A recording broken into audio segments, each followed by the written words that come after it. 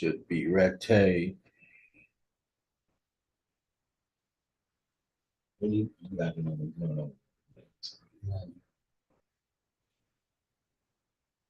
All right, we are officially up and running.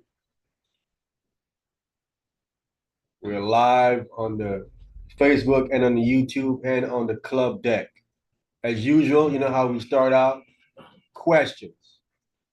We start out with any questions. Do we have any questions? Yes, sir. Did you find out if you gonna be debating that guy or not? I forget. What guy? You said you might have a debate coming up. You want to wait about yesterday? Yeah. No, you mean about joining the debate league, you said? Yeah.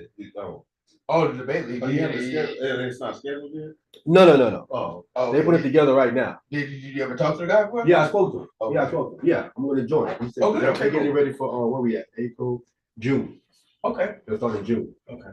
Yeah. He just called me when he was here. I couldn't answer the phone. Okay. I got to send him my cash out, $10 Okay. to be here. That's probably why he was calling. Oh, okay. Cool. All right. Yeah, so they're getting together about it right now. So he told me he's starting June. Okay. But he might be debating today.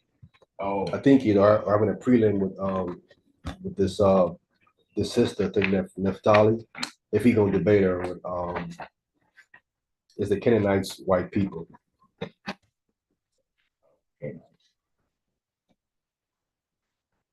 Yeah, that's what she's saying. Crazy enough. Canaanites meaning the offspring of Cain or the actual Africans? No, Canaanites meaning the offspring of Ham. Okay, yeah, okay. Offspring of Ham. Ham had a son named Canaan. Right. I mean, that's the one that Noah cursed. Right. I got you. Yeah. So she's saying they're white. So their curse is like from turning the skin melted into white. That's what you're trying to say. Well, before it was the opposite. Right. He was white, but he turned black. Right. Right. Right. Yeah. That's what we call the Mormons say. Yeah. They say like all black. Esau was saying that too. Okay. Of course, Adam is white. Everybody's white. The other black person. Cain got Cain. That's where the black folks come from. Right. Any other questions? Okay, well, let's get started then. No other question? Well, let's get right to it. Are we in the Jasher? You're gonna need your Jasher. So today's class is the Book of Jasher Scripture. This is part 3. We did 2 of the parts. This is the 3rd part. Again, I highly recommend you go see the first 2 parts. That's just for all the skeptics and so on and so forth. Especially the first one. Real good stuff. Okay. It's part 3. So as long as the spirit keep moving and bring more parts out, we'll keep bringing more parts out. You know what I'm saying? So first we want to go to the book of First Chronicles chapter 7, verse 20. Let's start pulling these things up on the screen here. Pull up all of my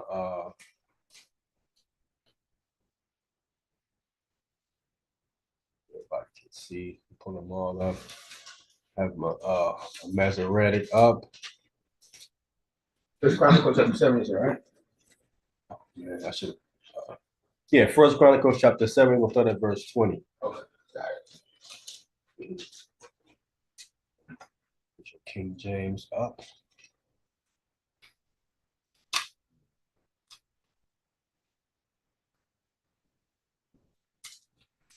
Right. Start at verse 0. Let's share my screen and bring it up so everybody else can see. I am sharing here.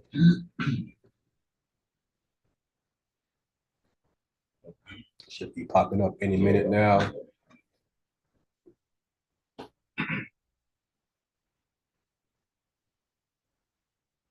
First Chronicles chapter 7, starting at verse 20. We're going to read down to verse 23. Okay, I got it. Okay.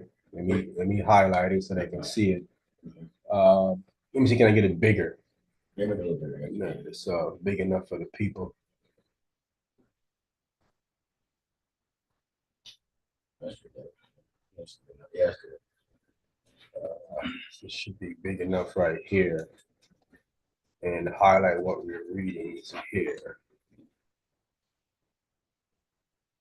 All right, go ahead. Read to the book of First Chronicles, chapter 7, starting verse 20. It reads, and the son of Ephraim was it Shedelah, and Bered his son, and Torhath his son, and Eladah his son, and Tahath his son. Go ahead. Verse 21, and Zadad his son, and Zethalah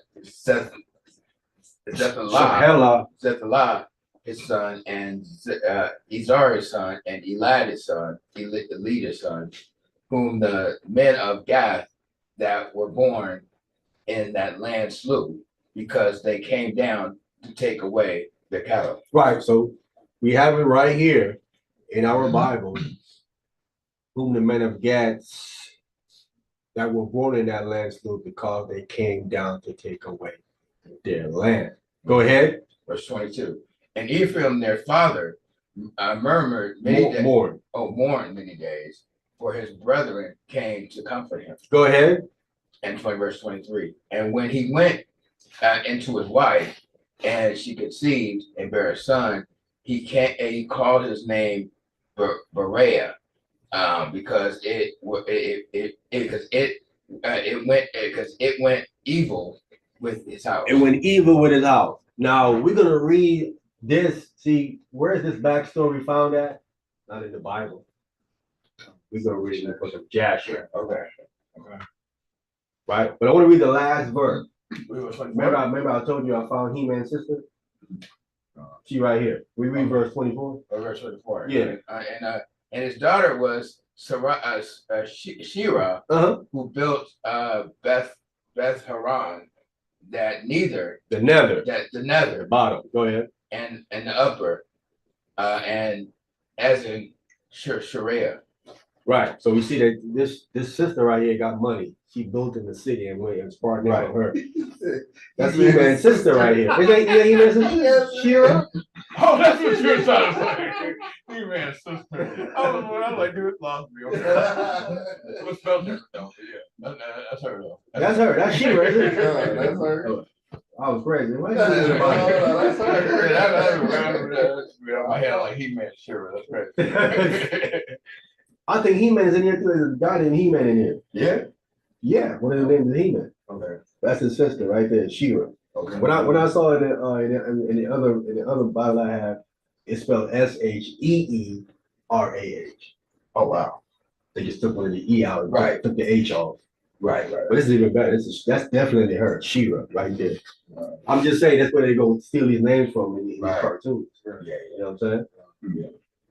These names come from all kind of Bible or historical figures. Okay. You know what I'm saying? Okay. Like I'm watching right now, Shogun. Okay. I think it's called on Netflix. Right. And his one of his original name was Chakatillo. One of his original names. Chakatillo is this cartoon I used to watch way back in the 2000s called Inuyasha, right? And then he had two children, which is a spinoff. And one of their friends in the spinoff is Chakatillo. I'm like, where was I getting this name from? Right. I'm a historical person. It's crazy how to get these Oh, how to get these names, man. You know, but Shogun is really a good show. Anybody interested, highly recommend check out Shogun. Now let's find where this story took place at so we can see why Jasher goes along with the Bible. We're gonna come to Jasher chapter 76. Jasher chapter 76. So we're gonna go. Yeah, Jasher? Jasher. Okay.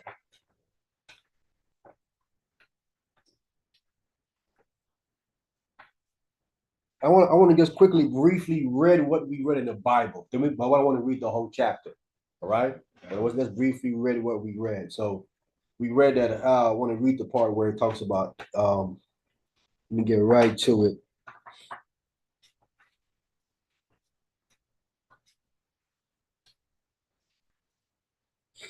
Let's get verse 21. 21 and 22. Verse 21 and 22 here in Jasher chapter 76 is what we have here in First Chronicles chapter 7, verse 22 and 23. All right. Who got that? I'll tell you. Jasher chapter 76, verse 22. Verse 21 and 22. Verse 21. And Moses related to Jasher chapter, I'm sorry, 75. 35. Chapter 75. Okay. That was my bad. Okay. Jasher chapter 75, verse 21 and 22. Jasher chapter 75, reading that verse 21 and down. And their father Ephraim mourned over them for many days, and his brethren came to console him. Right, so that's what we read right here, right?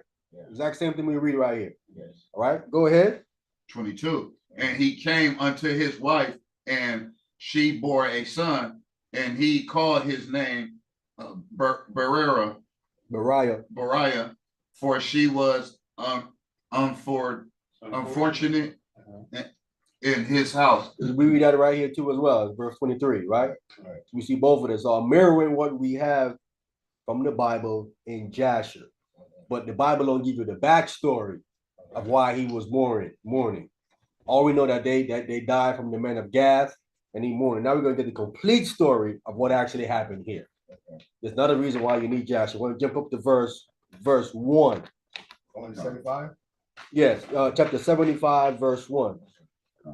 Jasher chapter 75, verse 1 is what we're gonna read all the way down. All right, who got that? I got it. Go ahead.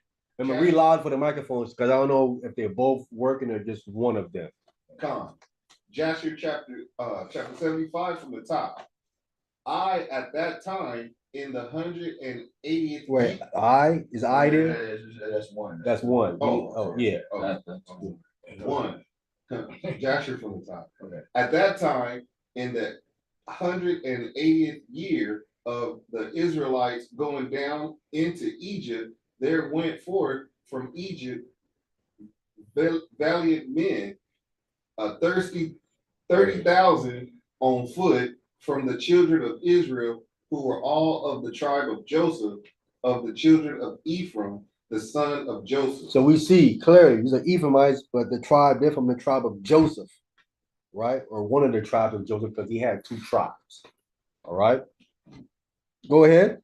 For they said the period was complete, which the Lord had appointed to the children of Israel in the times of old, which he has spoken to Abraham. So we see clearly right here that the Israelites had what God spoke to Abraham. They had the record, they had the information. Okay. These Ephraimites, tribe of Joseph, they were like, well, the time is fulfilled. It's time for us to go out of here, right? We see clearly, you can see, this been happening way back in BC. They've been getting the time wrong. Right. Right. How many times have men been getting the time wrong? A lot of times. Which men have ever gotten it right? Right. That becomes the question.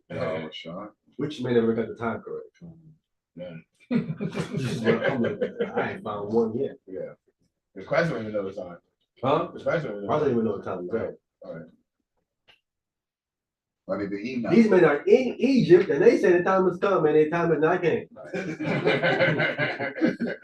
You're like, I'm like, what calculation is y'all using? Listen, these men they speak obviously fluent whatever language they're speaking. Right. Because people are arguing how that there was no Hebrew language when they went to Egypt. Egypt, they stole the Hebrew language from the Mennonite.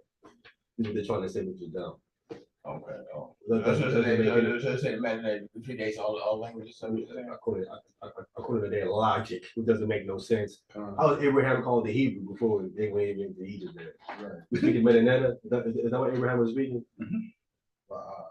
Abraham clearly wasn't speaking of Mennonite. He could have been because he come from Pharaoh's house. How's he called the Hebrew? Wow. No, that wouldn't work. Speaking in Hebrew. You call me Hebrew, you don't speak Hebrew? That doesn't make sense? They even called Joseph that when he was a slave in Potiphar's house. He said, "You brought this Hebrew in here to mock me." He even listen. They recognize who Hebrew, who isn't Hebrew. Right. But what does meta mean? What? What does meta mean? It's the language of the gods. Right? Netta is the spirit. Okay. That's where Saul got his name from. Right? Then I forgot what the Saul means, but Netta means the spirit. Okay. Meta is the language, right? It's the language of the gods. Again, and to this day, they have still decipher all of those hieroglyphs.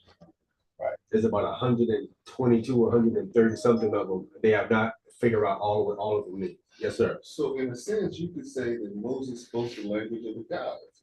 I mean, yeah, he spoke Egyptian. Okay. I mean, he's raised in Pharaoh's house. Right.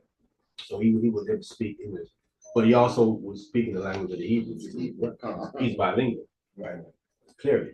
Because Pharaoh's daughter said this Hebrew child, she called him. That's right. Pharaoh's daughter called him a Hebrew child. She called him an Egyptian. He has an Egyptian name. Okay. Well, He's an Egyptian name. Yeah. The Egyptian name would be Meses. Meses. Okay. Yeah, Meses. Okay. Sound like Moses. Right. It's Meses, but Meses means of my father, Okay. or it could also mean drawn out. Because she drew him out the water. Right. It can mean those things as well. Okay. So those two languages are kind of similar. They would have to be similar. They're similar. Okay. Remember, they all come from one language. Right. So there are similarities in every language. Yes. You know what I'm saying? Especially the variation that it came from. Yes. Yeah, but it doesn't. It still tells you that his original name is an Egyptian name. Moses doesn't have an original Hebrew name. Okay. They want to argue and say, well, when his mom raised him, when his mom raised him, right? Right. His mom gave him a Hebrew name. Where is it? It's in Jasher. That's where it is. But what name stuck? Moses. The name that Pharaoh's daughter gave him. That's the name that stuck. They just bringing that Egyptian name into a Hebrew name. That's all that they're doing. But it's originally a Hebrew name, right? I'm saying that because you have a lot of Tanakh only people who want to argue and talk crazy about. Yes. What was that? Can you move that down? Like, or you move that? Oh, it's email. That's email.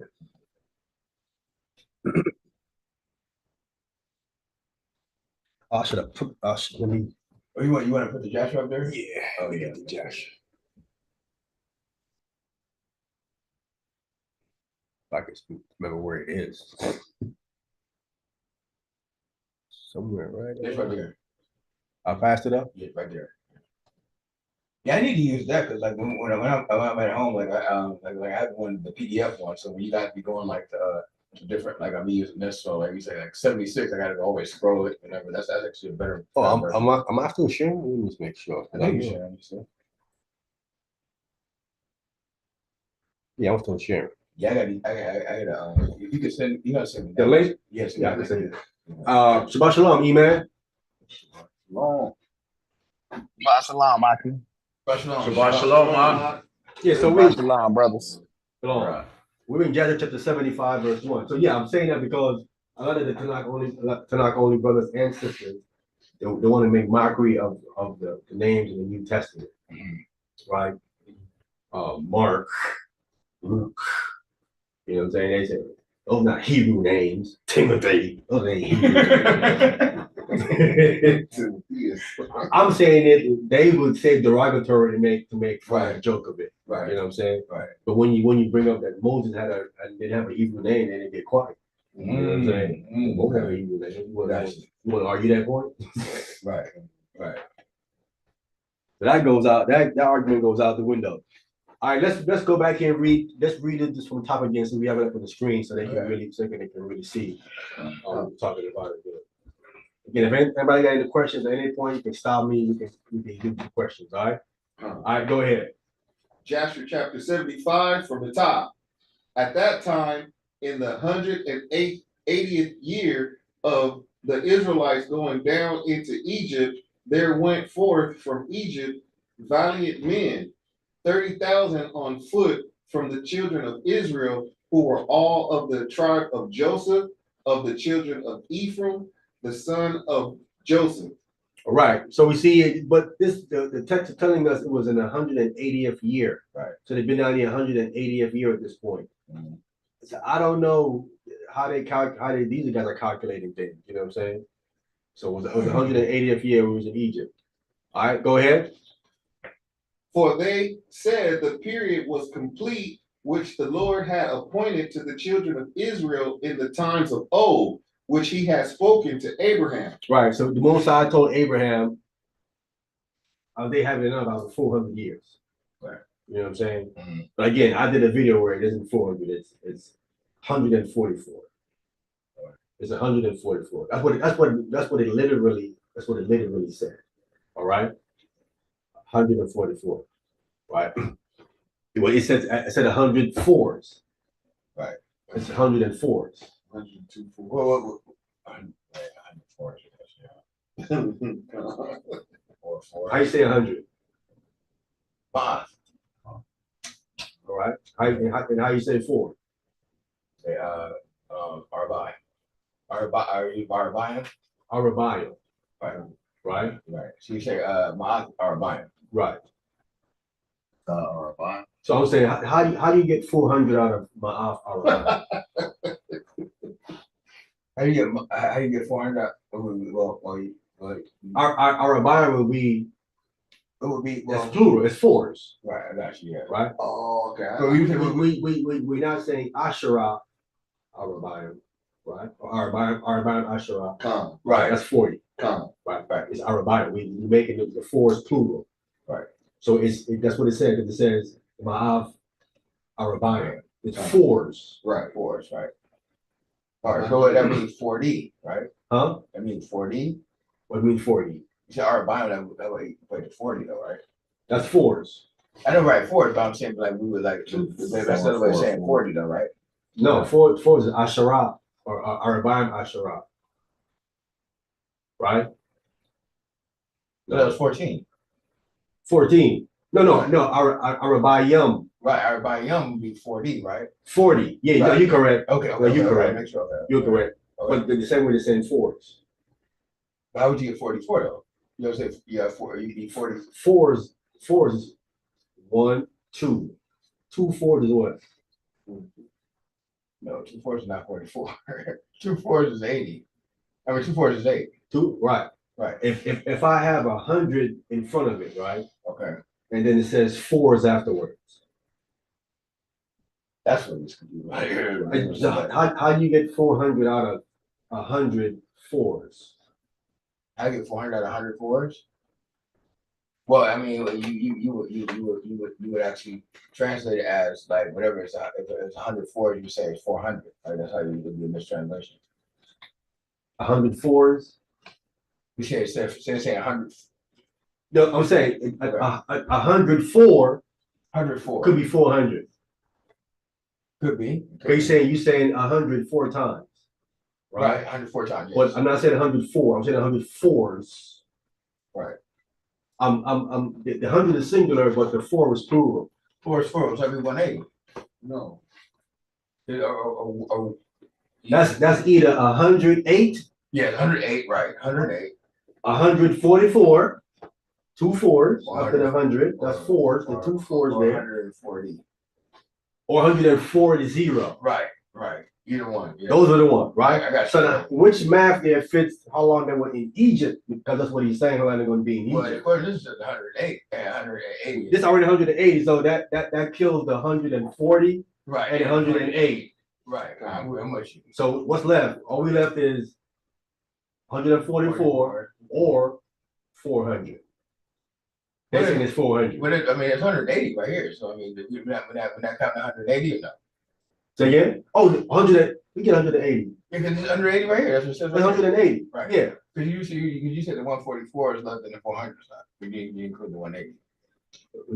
No, this is the 180 here. That's what I'm saying. I'm not following what you're saying. No, I guess I'm not following what you're saying. I guess I'm saying the option that we had 108, yes, and we had 144. and we had 180, or no? 180. That's what where we get 180 from. No, because we're saying that.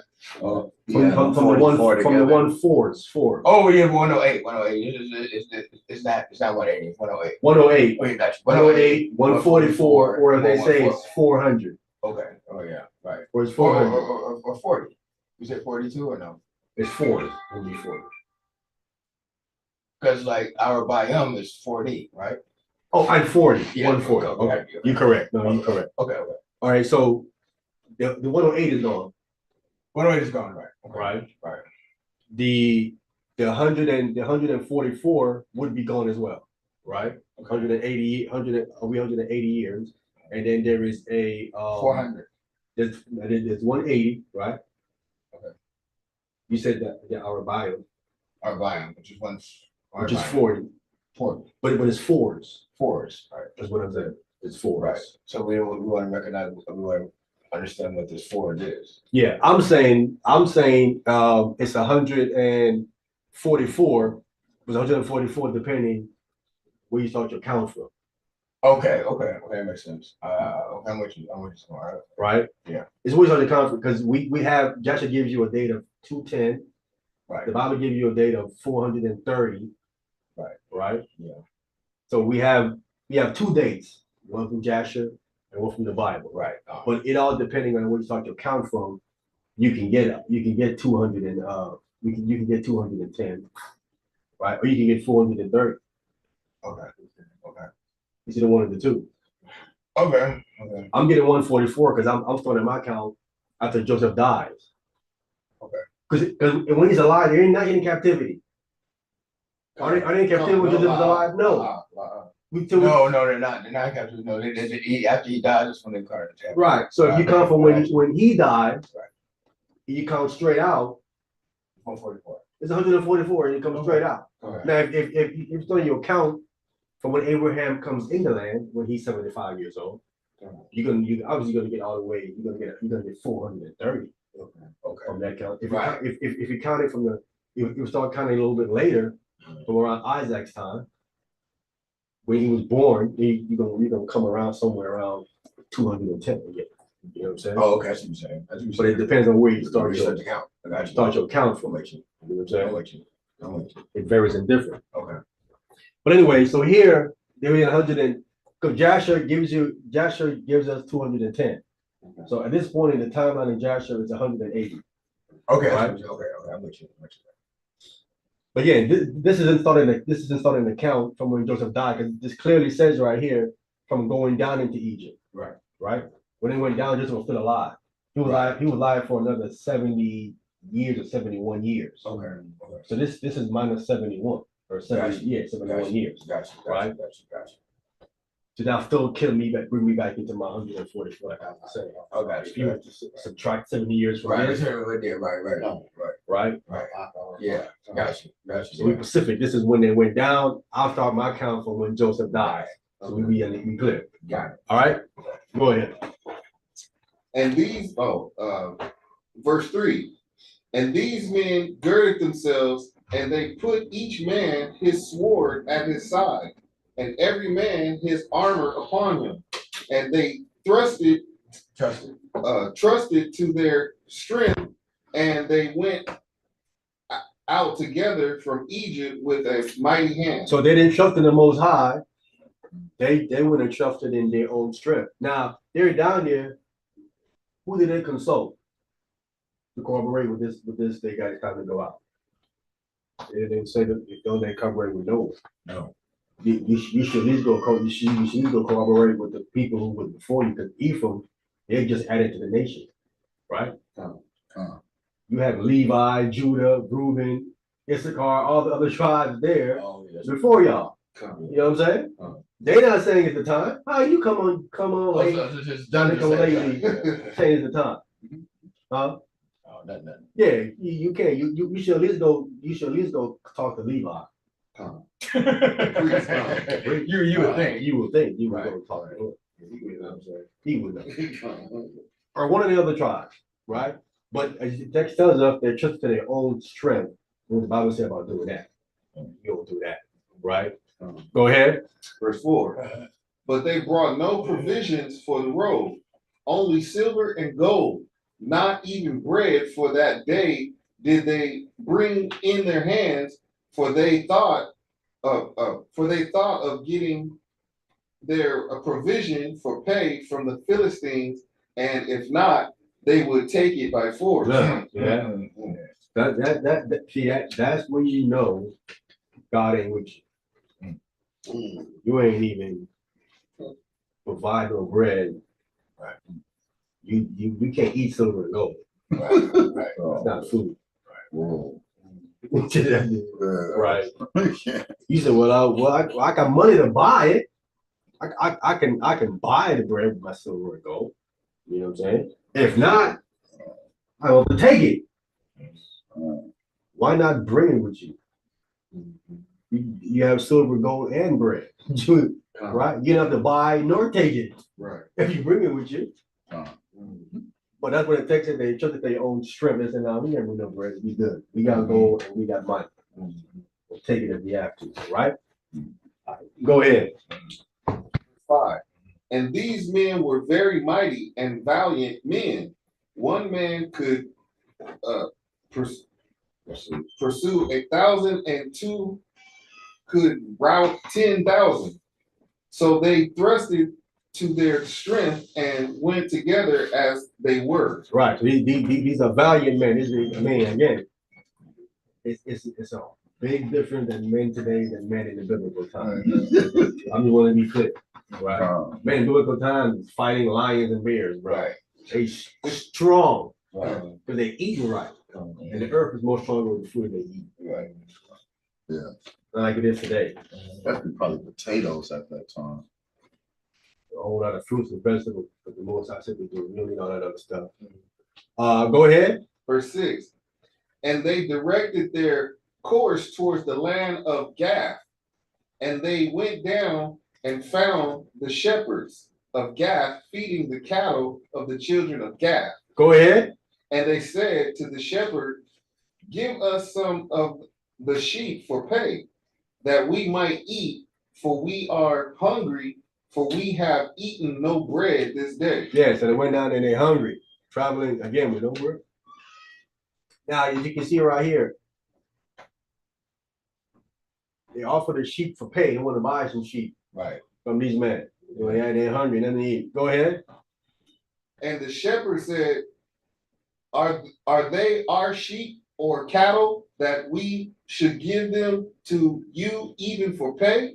So the children of Ephraim approached to take them by force. So the guys that's listening, it's not our sheep. Right. We can't even sell it to you if we wanted to. It's not ours to sell. So they're gonna now do the force thing. Go ahead.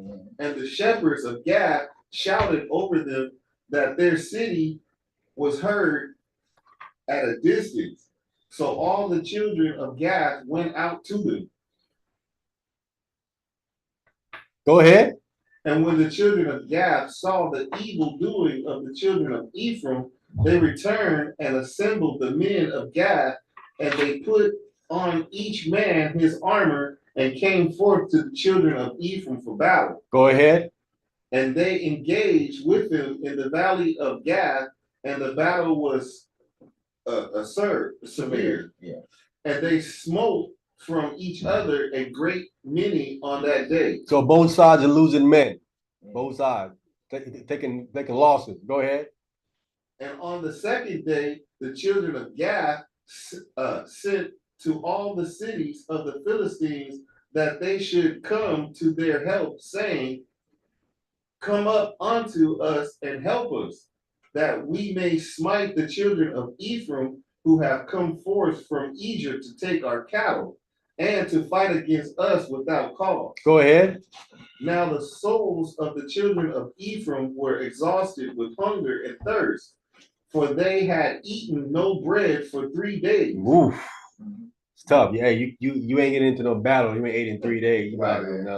weak. Go ahead. And 40,000 men went forth from the cities of Philistine to the assistance of the men of Gath. Go ahead.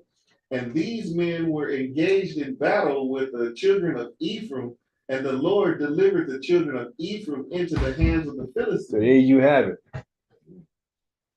You're gonna take a loss when the Most High ain't with you. Go ahead. And they smote all the children of Ephraim, all who had gone forth from Egypt. None were remaining, but 10 men who had run away from the engagement. They're left with 30,000, and only 10 of them left. And if you notice, remember the prophecy that Jacob talked about Ephraim? Didn't he say Ephraim would become a multitude of nations? Right or wrong? Right? I always wonder, I said, why, we look on the map, Manasseh seemed to have more larger land. Manasseh's on both sides of the Jordan River. He's on the east, right? Hacham and Manasseh, it was on both sides. Ephraim was big, but it wasn't that big as Manasseh, right? And I can see here, right here, look. See? Because at that time, their numbers dwindled all the way down. It took them a long time to come back up. They were in the wilderness, not that many of them. It wasn't that big. So when they got to the promised land, they still weren't that big. Because Manasseh had a longer time to get more children than them, because they lost so much. They lost like almost 30,000 men. Right. So they're fruitful after this. Yeah, but they playing catch up. Come. And then they surpass that. Right, they're playing catch up. They lost 30,000 men. You gotta try to make that back up. You know what I'm saying? You're like 30,000 behind in number. With your brother. You know what I'm saying? With your brother Manasseh. The line of war. Yeah. All right, go ahead. Verse 17. For this evil was from the Lord against the children of Ephraim, for they transgressed the word of the Lord in going forth from Egypt, before the period had arrived which the Lord in the days of old had appointed to Israel. Yeah, so you can't go to this. This is the reason why you had two men out here that one of them fled to Egypt, saying that supposed to flee, but it says leave America or come on and hurt my children. Misinterpreted and went into Egypt. Now with another one, I mean, he went into Demona, into Israel, right? And then the other one went into Egypt. Guy from GOCC, we're teaching the fleet doctrine too. We went into Egypt. Now he's back, and people are crying like, this guy's a false prophet. Talking about you got to flee away to Egypt. What? You have to listen to him? How did the children of Israel know it's time for them to leave? Moses. He sent somebody. Moses. He sent somebody, right? Then when he sent him, right? He sent him to do some signs. He didn't just send him to just go and say, come on. He said, no. Do these signs right here so they can know that I'm with you. Do these signs. So this, His right hand was risen. Who's right here? No. Get some signs. Let's read it. Let me show you so we can know. That's what I'm trying to say to you. The Most High gonna let you know that I'm with this person and I'm telling him to come. You know, it ain't just someone popping up saying, "Yeah, God sent me. Let's go." What? Like the North Star was Yeah. following. Yeah, we're not doing that. We're not doing that. Israel requires a sign. Israel requires the sign. Then what the scripture say? Exactly. Khan, that's exactly what the scripture say. That makes sense though. We said what? Wait, what? God said what? Wait, hold up, bro. It's freestyling off of Philly. Yeah, Exodus chapter 4.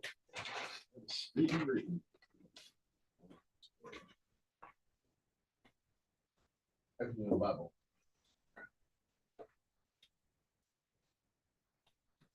So Moses, God telling Moses to go down. With Moses is answering here, right? Exodus chapter 4, we start at verse 1. All right. I got it. All right, go ahead. Read from the book of Exodus, chapter 4, starting verse 1, and it reads, and Moses answered and said, but behold, they will not believe me, nor hearken unto my voice, for they will say, the Lord hath not appeared unto thee. Right? So just Moses would say, they ain't gonna believe me. No, them Israelites go. They ain't gonna believe. They ain't gonna say God and appear to you. Go ahead. Verse 2. And the Lord said unto them, what is that in thy hand? And he said, a rod. Go ahead. Verse 3. And he said, cast it into the ground, and it would and he cast it into the ground, and it became a serpent. And Moses fled from before it. He ran. He was up out of there. Well, hold up. Go ahead. Verse 4. And the Lord said unto Moses, put forth thy hand and take it by the tail. And he put forth thy hand and caught it, and it became a rod in his hand. Go ahead. Verse 5. That they may believe that the Lord God is of their father, and the God of Abraham, and the God of Isaac, and the God of Jacob have appeared unto thee. So they gave him a sign. See that? God gave him a sign. Put that rod on the ground. Go turn to a snake so they can see something. I'm with you. Then get it back, kill again. Go turn back into the rod into your hand. All right, go ahead. Verse 6. And the Lord said furthermore unto thee, put now thy hand into thy bosom, and then put thy hand into his bosom, and when it came out, behold, his hand was leprous as snow. So his hand lost pigmentation. Uh, That means he was leprous before. Right. There's no way Moses can be a so-called white man. Yes, sir. and you see how they always try to make leprosy look like it's something else, but it's a color. Like a bunch of boils and stuff. Yeah. Like leprosy is snow. It's white as snow. Like eczema. Like eczema, come. Yeah, not Come. cold as snow. Right, nothing like that. And it just start bubbling up. All right, go ahead. Verse 7. And he said, put thy hand into thy bosom again. And he put their hand into the bosom again, and he plucked it out of his bosom, and behold, it returned back to his other flesh. So he's showing you there's two flesh here. One that's leprous and snow, and one that turned back to the other flesh. Nothing here is mentioned about no sores or nothing like that. It's other flesh. Right. It's two flesh. Talking about one that has pigmentation and one that do not have pigmentation. Speaking of flesh, we see today there's people who have pigmentation Yep. and people that don't. Yep. It's not rocket science. No, I mean, people that lose their pigmentation, somehow, right? Huh? Yeah. People can lose your pigmentation, right, by becoming unclean. Right. Right? That's leprosy. But then we also have what the Bible called a clean leper. Okay. He's lost all his pigmentation. But he's still clean, but he's not unclean from his leprosy, but just like he's a clean leper. Because it's completely consumed his body. Right. If it's partial, you're unclean. Okay. Any partial leprosy is uncleanness. Is he gonna go all the way leper, or you gonna go all the way back to the color? There's no in between. Don't do in between thing. Lukewarm. No lukewarmness going on. All right, go ahead. All right, verse 8. And it shall come to pass, if they will not believe thee, nor rather hearken unto thy voice, first sign, then they will believe thy voice of the latter sign. Let's still keep popping. Okay, so if they don't believe the voice of the first sign, Then the next one. interesting. Look what the Bible calls it. What? Calls it a voice. It says, and it shall come to pass if they neither shall believe, will not believe thee, neither hearken to the voice of the first sign. What was the first sign? First sign was the rod turned into a snake. The rod into the snake. He Yeah. calls it a what? Voice. He calls it a voice. Signs speak. They say certain things. Okay. Right? Okay. What's the saying? Well, actions Speak speak louder than words. words. Is that what they're saying right here? Is that what they're saying right here? See? Okay. That's from the Bible. Because the Bible been saying that right there. The Bible does say actions speak louder than words. Let's put that clear. Huh? The Bible does say actions speak louder than words. No, this is where they got that saying from right here. You know what the verse is saying right here? The voice of the first sign. Okay, I was making sure that we were clear though. Huh? I was making sure we were clear though. That the Bible don't say what? No, I said they got it from here. No, I don't say that word for word. Okay, I got that. That's what it said. All right. It depends on the translation. One of them might say that, right? Then he said they will believe the voice of the latter sign, which is the hand turn. Right. Okay. Mhm. I guess one more verse. Go ahead. Okay, verse 9. All right, it reads, and it shall come to pass, if they will not believe also these two signs, neither hearken unto my voice, that they shall take of the water of the river and pour it on dry land, and the water which they take is out of the river shall become blood unto the dry land. So that's 3 signs.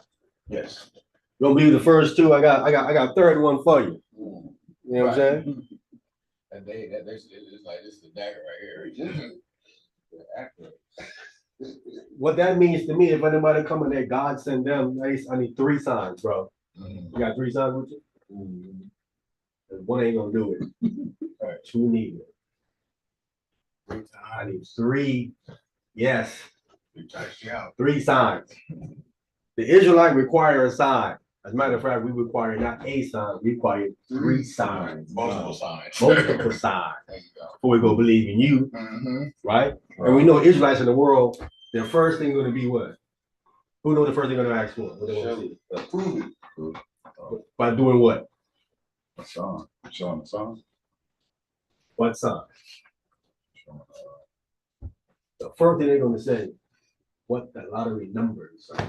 Oh, wow. Numbers don't be. Well, am I right or wrong? What the numbers are going to be this week? Yeah, put 100 on it. You know they're gonna want to get rich.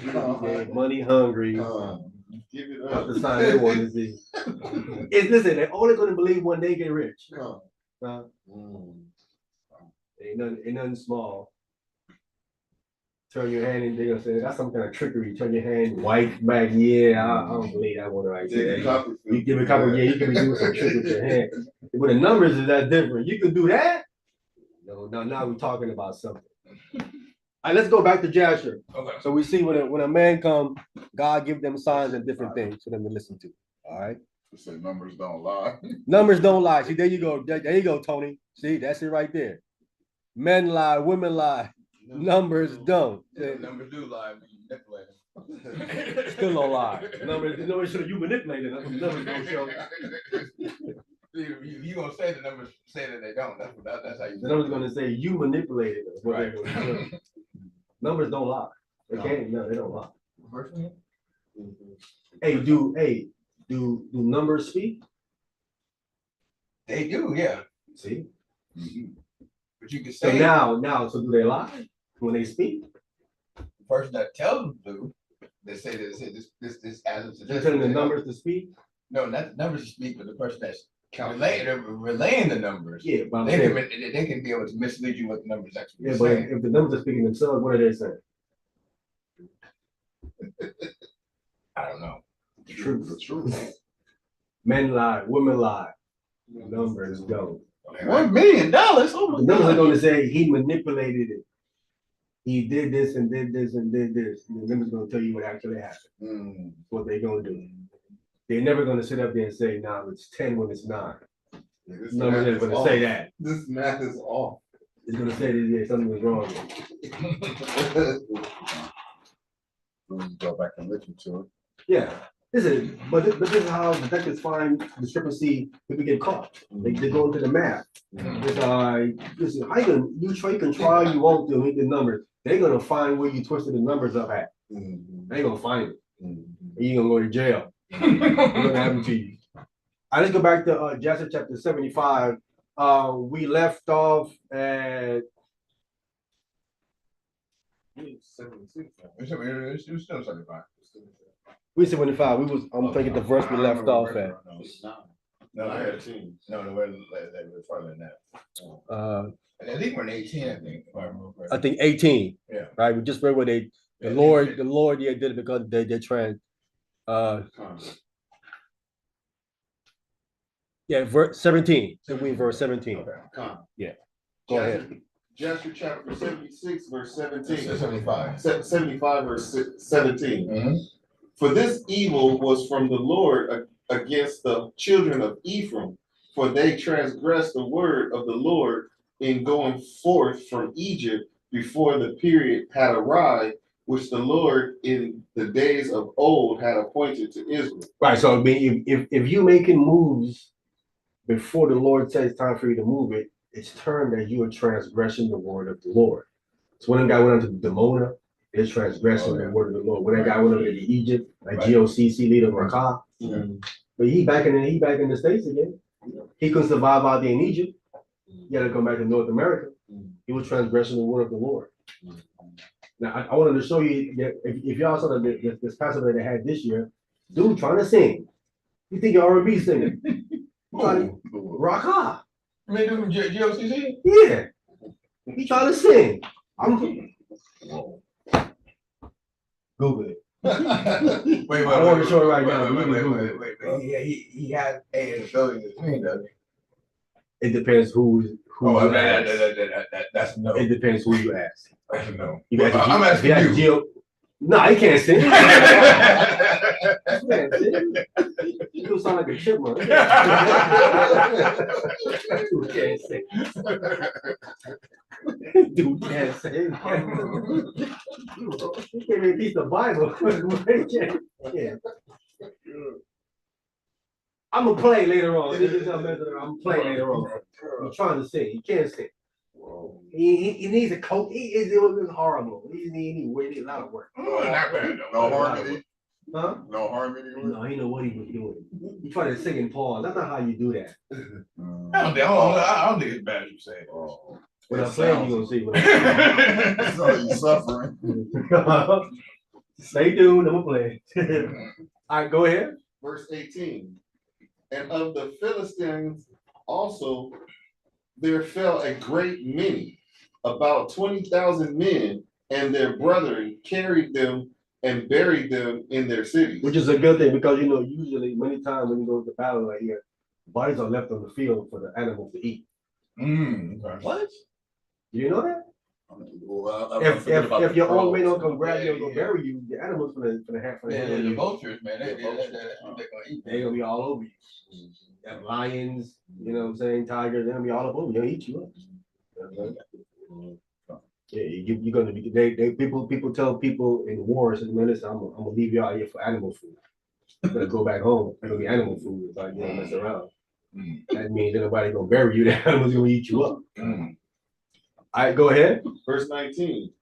And the slain of the children of Ephraim remained forsaken in the valley of Gad for many days and years, and were not brought to burial, and the valley was filled with men's bones. Look at that. No one buried them too. But remember, there was 10 of them left. 30,000 went, and 10 came back. And listen, even when the 10 came back, the other Israelites didn't say, let's go over there and go get them. They said, no. They transgressed the word of God. We're gonna let them right out there on the ground. That's how it goes when you transgress God's word. You wait for them to get a burial. You're gonna be animal food. All right. Get out the way.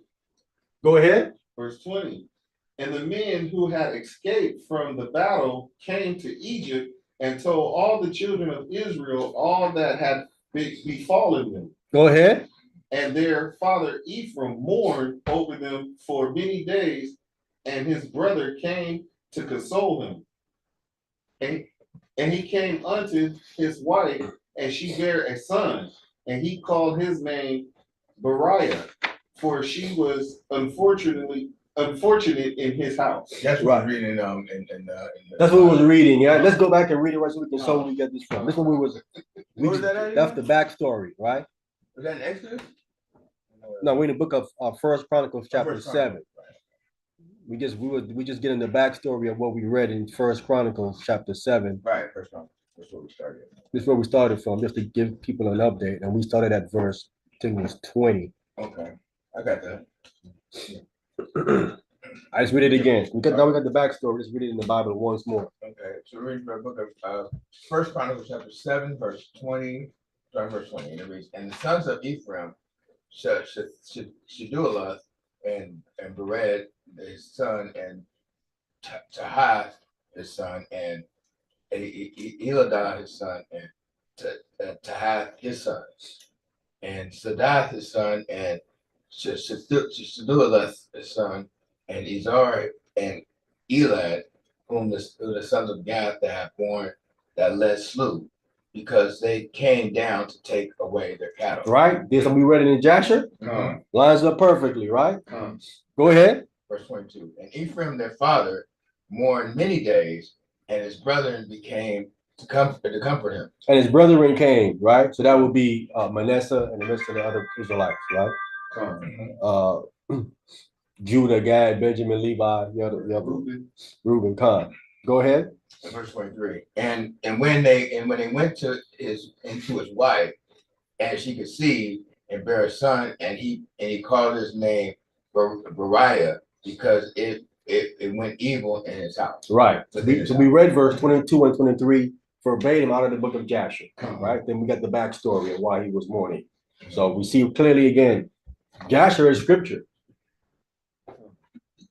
Has to be. Where's the backstory for what we're reading here in the First Chronicle? Only in the book of Jasher we have this in here, right? So we good.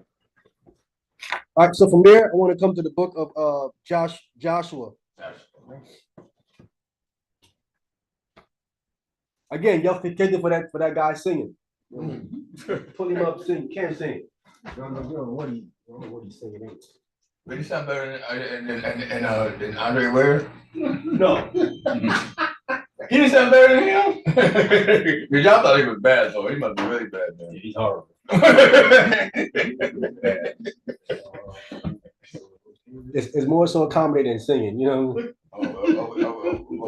We can always change things up. Right? Yeah. You can take that show on stage somewhere. There's not no singing.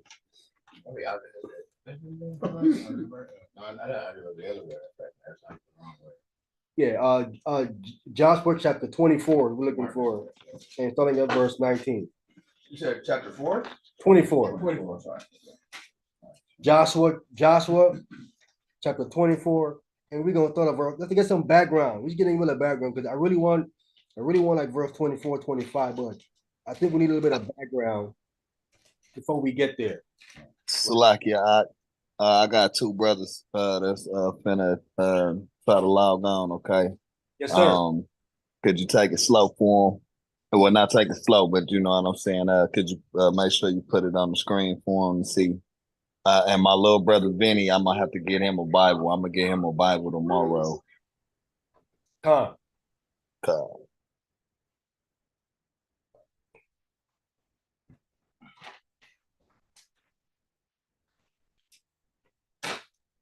Hey, shalom, Vinny. Hey, shalom, brother. How you doing today? Shabbat shalom. Shabbat shalom. Maybe his phone is not fully hooked up yet. It isn't. Yeah, it's probably still coming on.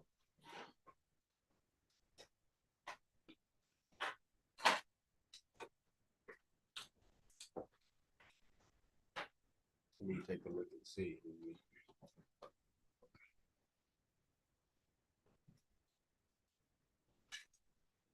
Should be. I did a second.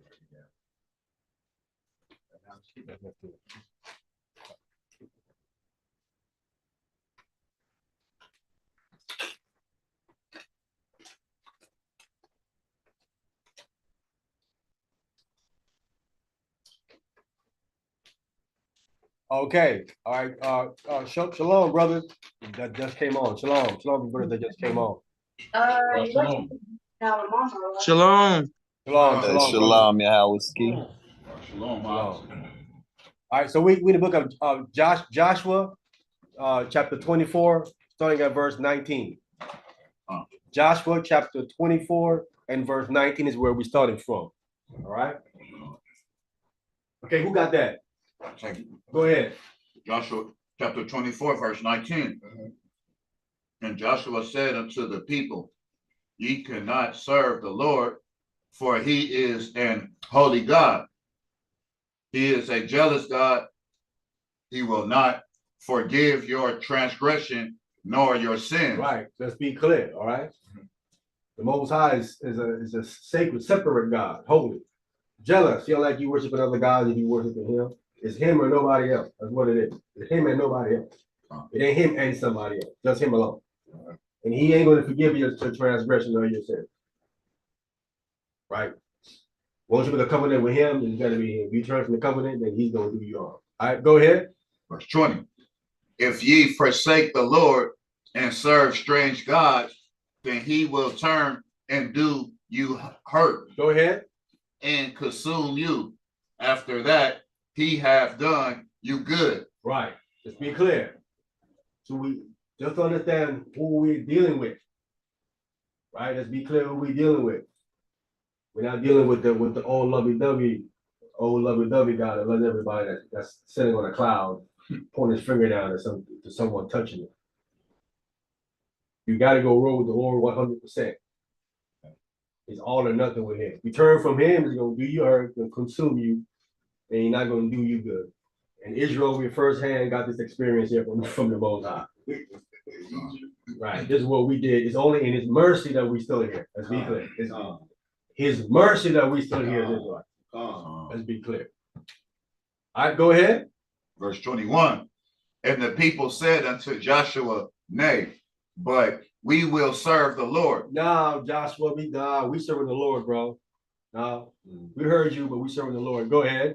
22. And Joshua said unto the people, Ye are witnesses against yourselves that ye have chosen you the Lord to serve Him.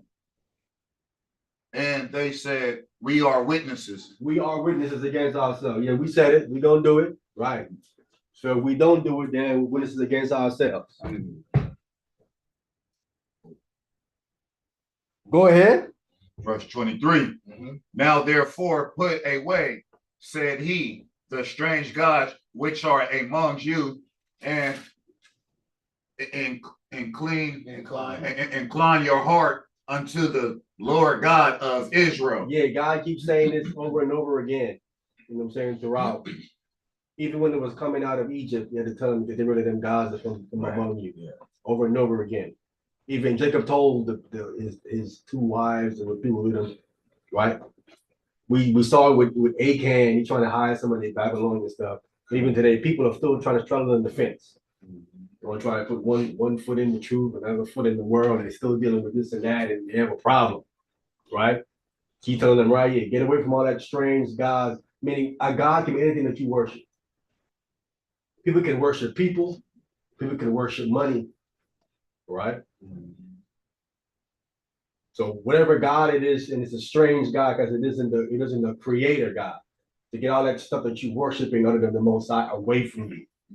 Because if putting anything before Him is be considered a form of worship. If putting it before God wouldn't it be some kind of worship. It come before God. Then you must worship it. Then Supposed to be worshiping the Most High. Worshiping the Most High. Put it before the Most High. It must be something you worship if you're doing that with it. You know what I'm saying? All right, go ahead. Verse 24. And the people said unto Joshua, The Lord our God will we serve, and His voice we will obey. Right. It's specific. All right. You got to obey the voice of the Most High, and that's first and foremost starting with the 10 Commandments. That's first because He spoke those out of His own mouth. Secondly, you gotta obey the Lord's voice when He sent a prophet to you. When the prophet says something, because they're speaking not their words, but they're speaking God's words. Right? Just be clear. People get it twisted. You're not speaking with no man. When a prophet of God speaks words to you, he's relaying a message from God. So those are the words of God. Okay? So go ahead. Verse 25. So Joshua made a covenant with the people that got that day, and set them a statute and endurance and ordinance and Shechem. In Shechem. Now I want to come here and show you what it says right here in Joshua chapter 25, and the brother just read. Oh, you have a comment in the chat. Have a comment? Yeah. All right, let me see what we have here.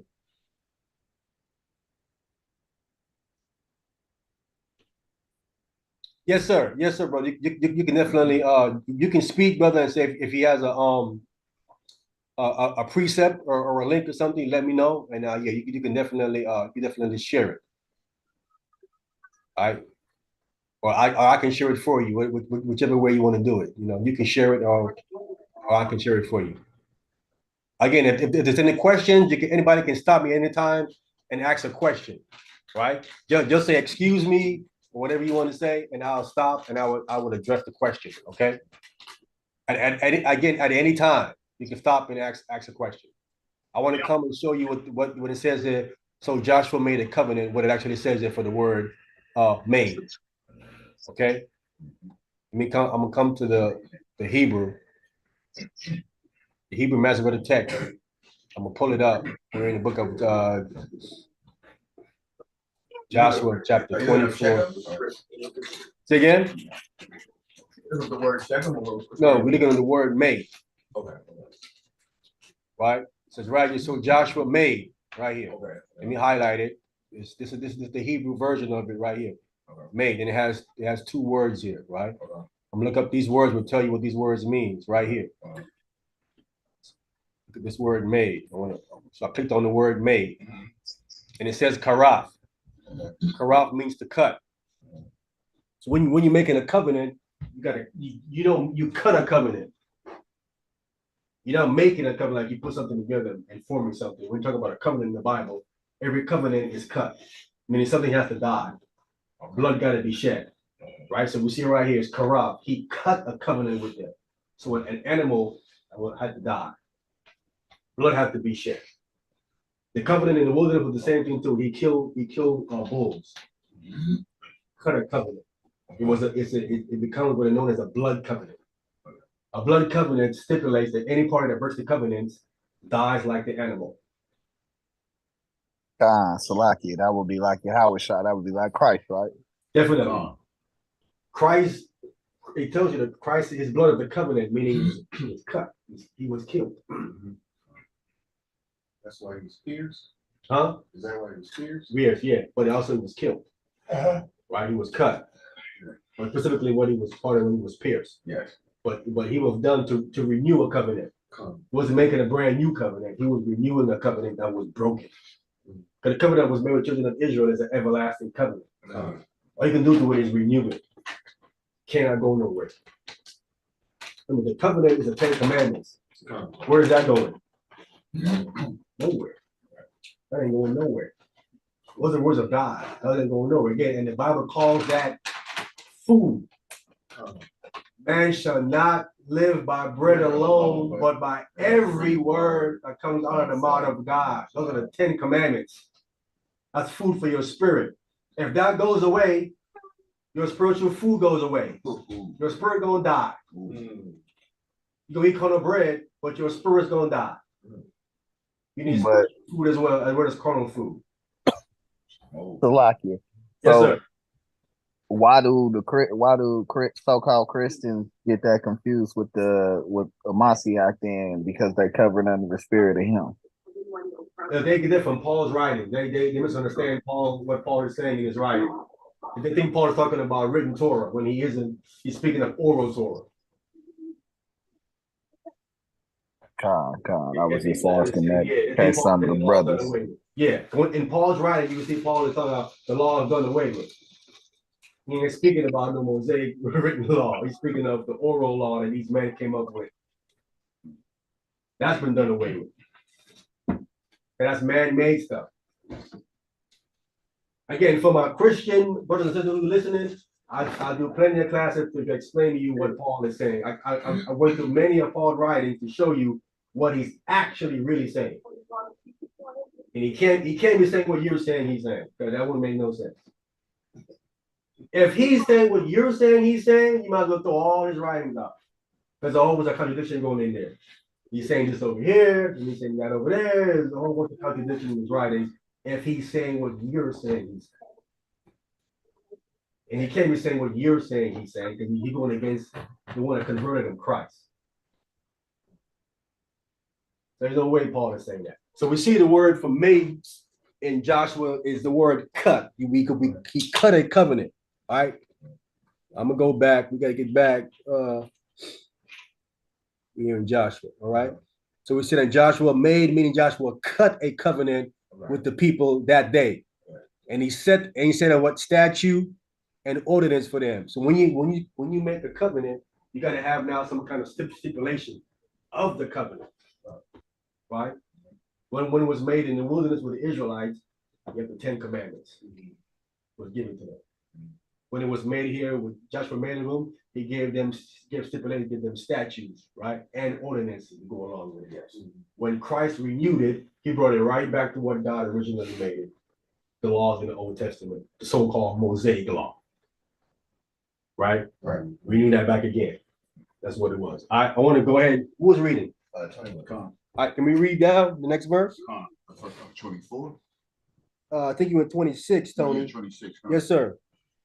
Joshua chapter 24, starting at verse 26.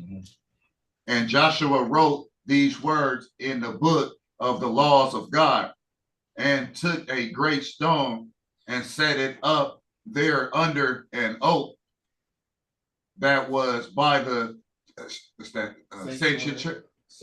sanctuary of the Lord. Sanctuary of the Lord. So we see right here, this verse tells us that what Joshua was doing. It says Joshua was actually writing in the book of the law. The book of the law is the Mosaic law.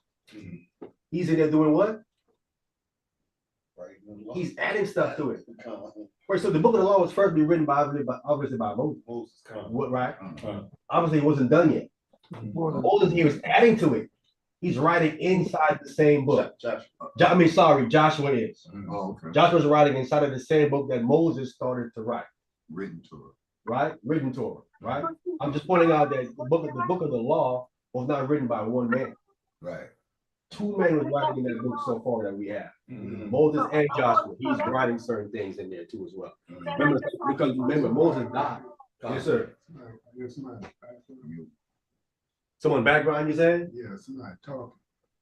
Oh, I don't know. Hey, we clear now. So we see here he's writing in the law. Two persons was writing in this book. So even though it's called the law of Moses, we see here from this verse. Was part of it too, bro. Joshua is added. And he was allowed to. Like, don't add or take away. He was allowed He's taking Moses' place. Right. So now he has authority to go ahead and then write in there as well. You know what I'm saying that to say that because people they teach you that what?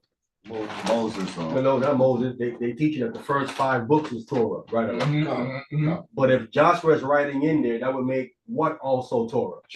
Joshua as well. And just the first 5 books. Right. Now you got to add Joshua in it. So the Torah isn't the 5 books. It got to be 6 at least now. From this verse right here. All right. That's for my Tanakh only people who want to argue all day long that Torah is the first 5 books, and I said no, it isn't. You got I don't know who told you that. The white man told you that because the book don't say that itself. Yes, sir. So they not the first books. First 5 books. First 5 books. Yeah. Well, It's the whole Old Testament. oh, Genesis to Malachi. all the way to Malachi. All the way to Malachi. All of it. Wow. The whole thing. So to knock only, they might as well just read the first 5 books and that's it. Some of them do. No, that's it. They don't read the rest. You have some Tanakh only, they only go by the first 5 books. So they don't read the rest of the old. They read it, but they don't go by it. They don't go by it. Yeah, they tell you we just go by the first 5. What Joshua and the prophets and all that, They don't whatever. care for it. No. Some of them they don't care. Some of them don't even mess with it. Some of them, They're 5 books only. at that point, they shouldn't even read it. Oh. And Salakia, to some of the new brothers, could you explain what the Tanakh is? Yes, sir. Let me bring this brother in right quick, Brother Servant Smith. That's a good question, man. Let me let my brother Servant Smith come all the way in so he can hear this too as well. Make sure he's fully all the way in. All right. Hey, Shabbat Shalom, Servant Smith. Is he all the way in yet? Maybe he's not all the way in yet, I guess. Yeah. All right, well, whenever he come in, he gonna answer. Tanakh is an acronym, right? Is the T is Torah, right? And then you have the Nevi'im, which is the prophets, and then you have the writings. So it's an acronym put together to say Tanakh. Never knew It's an that. acronym. Never knew that. You ever knew that? It's an acronym. Wow. So it's not what mean this for the Old Torah, Testament. now is Nevi'im, which is talking about the prophets and the Ak is the writings. Okay, so that would They call it the Ketuvim is the last part of the K. The Tanakh, the K is Ketuvim, the N is Nevi'im, which is the prophets. Again, Ketuvim is the writings, Nevi'im is the prophets, and the T is Torah. You have Tanakh. It's an acronym. That's where it comes from. All right. All praises. I want to now jump down. We're in for Servant Smith. We're in Joshua chapter 24, and we just left verse 26. I want to jump down to verse 29. I'm gonna Thank come you. back. Hey, Shabbat Shalom, brother. Hey, Shabbat Shalom, brothers. Thank you for giving me the chapter. Shabbat Shalom, family. Hey, Shabbat Shalom, Servant Smith. In the house. I'm gonna jump down to verse 29 to 31. I'm gonna come back to verse 27 and 28.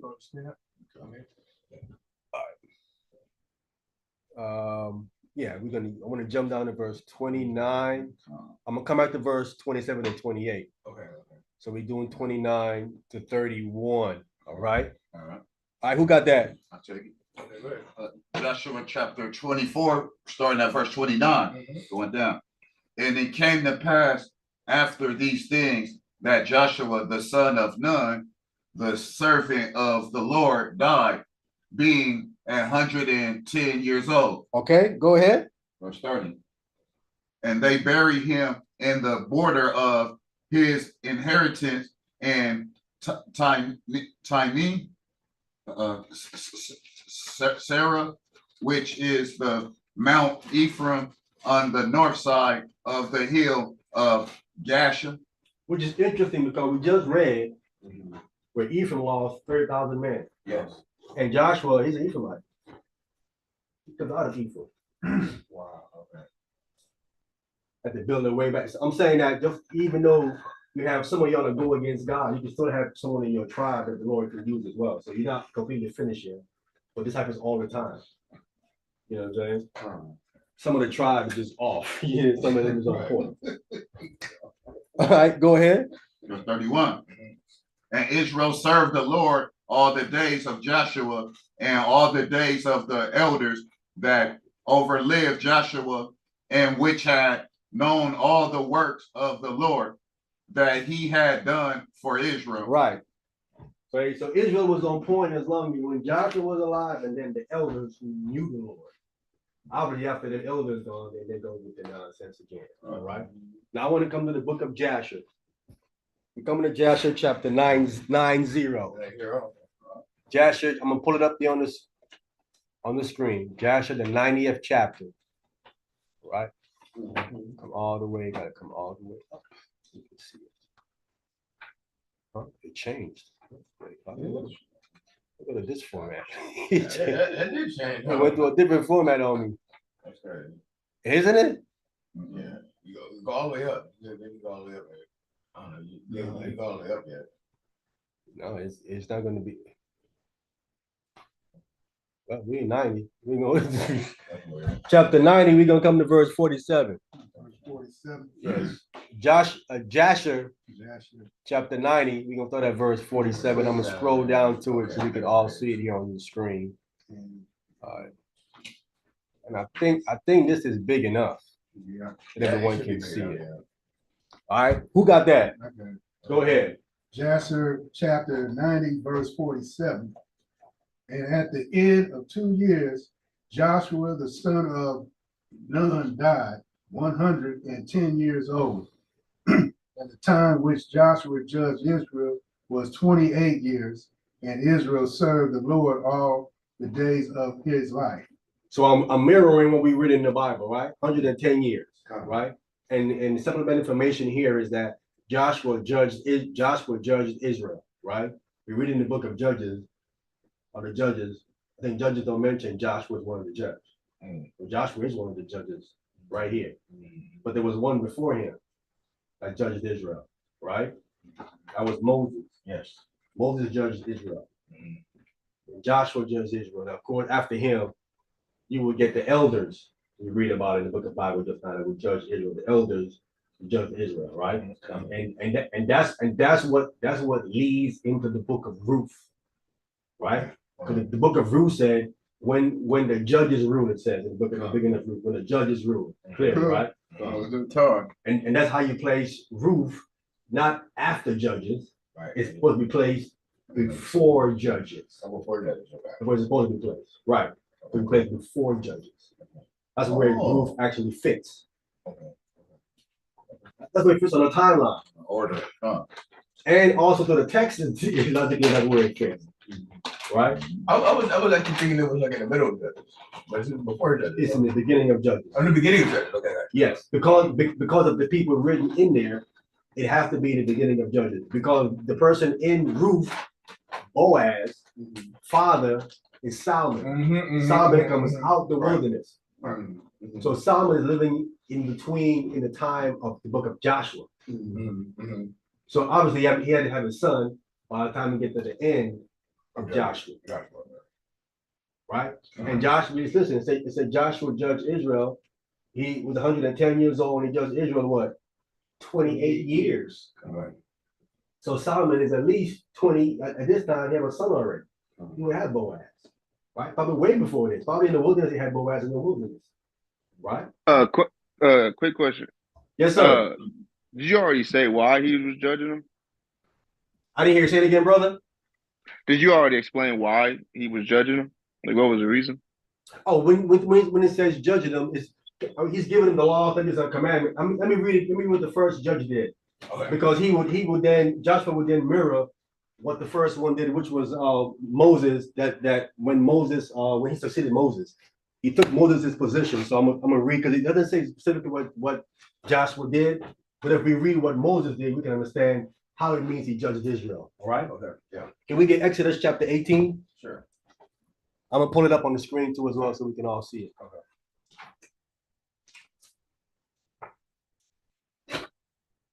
Exodus, the 18th chapter, and I'm gonna get down to the point. Right.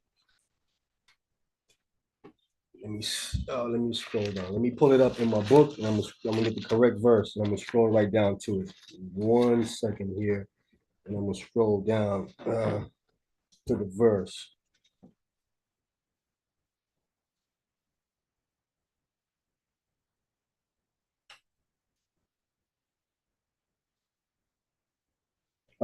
Verse 13. So Exodus chapter 18, I'm gonna start at verse 13 here. All right. Who got that? I'll take it.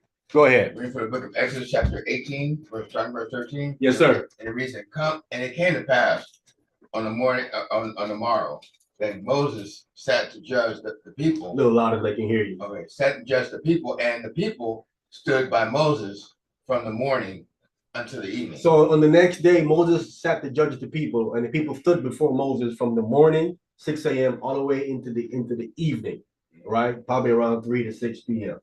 Going on into the evening, right? So there's a long time. Go ahead. Verse 14.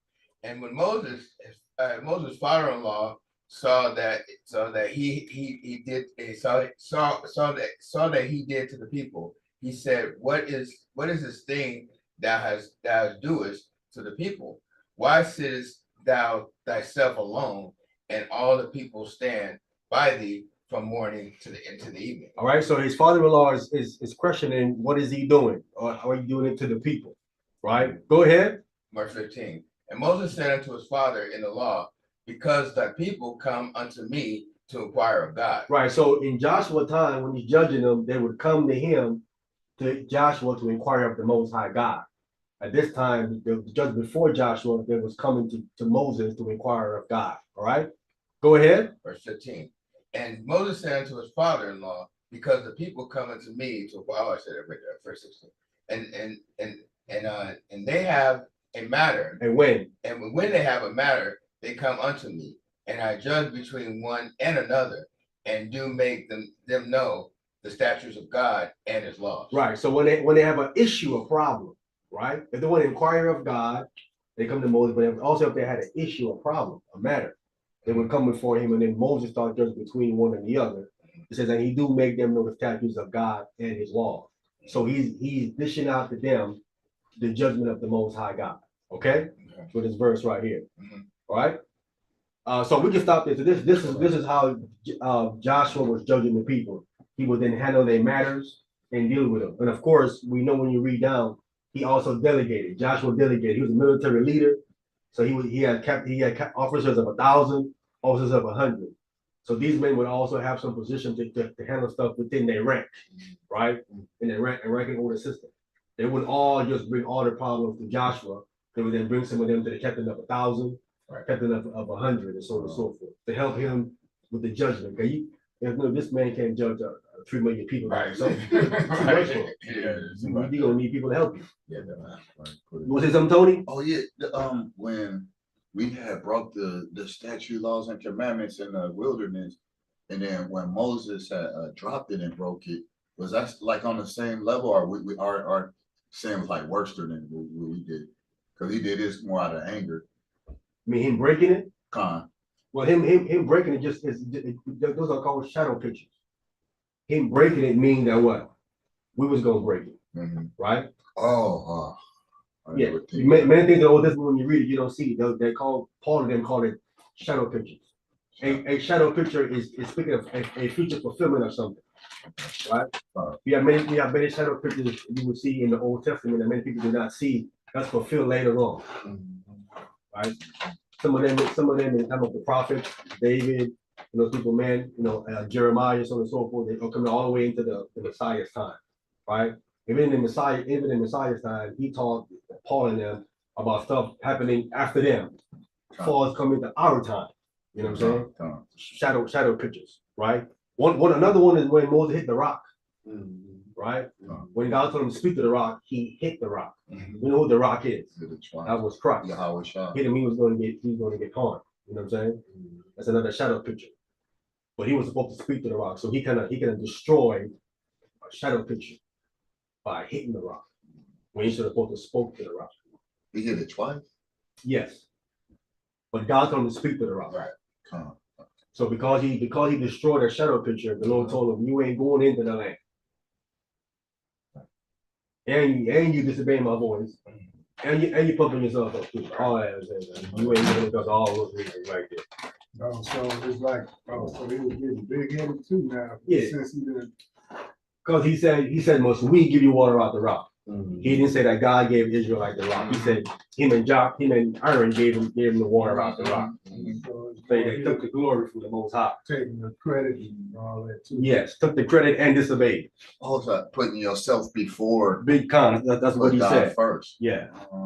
So for that reason, he couldn't go into the land, and he ended up dying in the land of Moab. Yes, sir. Oh no, because I hear you say like what could be small to us might be big to God. Definitely.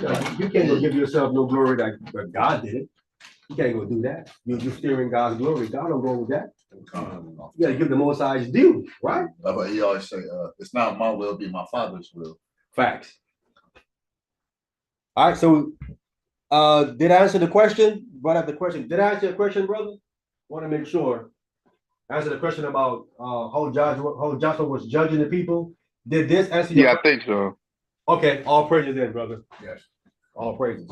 Let's go back. Let me go back to where we was in the book of Joshua then. We was in Joshua chapter 24.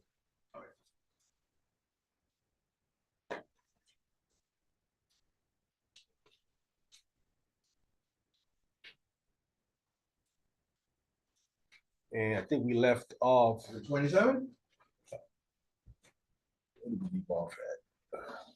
1 second. Let me go back. Yeah, I think you're right, brother. I don't move from the page myself. We was actually in the book of we was in the book of Jasher. That's what we was at. Oh, exactly. Let's go back to Jasher. We was in Jasher when the question was asked. I think Yabana was reading. Yeah. We was in Joshua chapter 90, and we was in verse I think you read 47, Yabana. Yeah, let's read Joshua chapter 90, verse 47 one more time, then we're going to go down. Right? I'm coming here to just to mirror off of what Joshua was doing when he was writing in the book of the law. That this is consistent when you read the book of Joshua as well. You said 97. Chapter 90, verse 47. Chapter 90, verse 47. Yes, sir. Jasher chapter 90, verse 47. And at the end of 2 years, Joshua the son of Nun died 110 years old. And the time which Joshua judged Israel was 28 years old. And Israel served the Lord all the days of his life. Go ahead. 48. And the other affairs of Joshua and his battles and his reproofs, with which was reproved Israel and all which he had commanded them. And the names of the cities which were children of Israel possessed in his days, behold, they were written in the book of the words of Joshua to the children of Israel. Stop. What book is that? Is that written in the book of the words of Joshua to the children of Israel? What book is that? The Bible. Joshua. It's called the book of Joshua. Right. Right. Right. Yeah. So I'm pointing out, Joshua confirms that Joshua had his own book. And in his book, he's writing what? He's writing in the Torah of Moses, the law of Moses. He's writing in there. And it's found within his book. Right? And it's found within his book. So, but in the book of Joshua that he wrote, writing in the law of Moses, in that book, in his book, he quotes this book that we're reading, Jasher. Does he not quote this book in his book? I'm sure how they all lining up, right or wrong. Jasher tells you he wrote a book. His book tells you, I read out of the Jasher myself. Joshua was reading out of Jasher. Jasher said, well, Joshua wrote a book.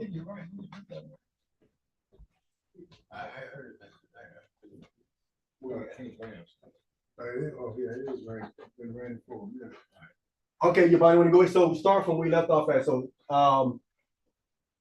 written in the book of the words of Joshua to the children of Israel. Go ahead. What's that, 48? Yeah.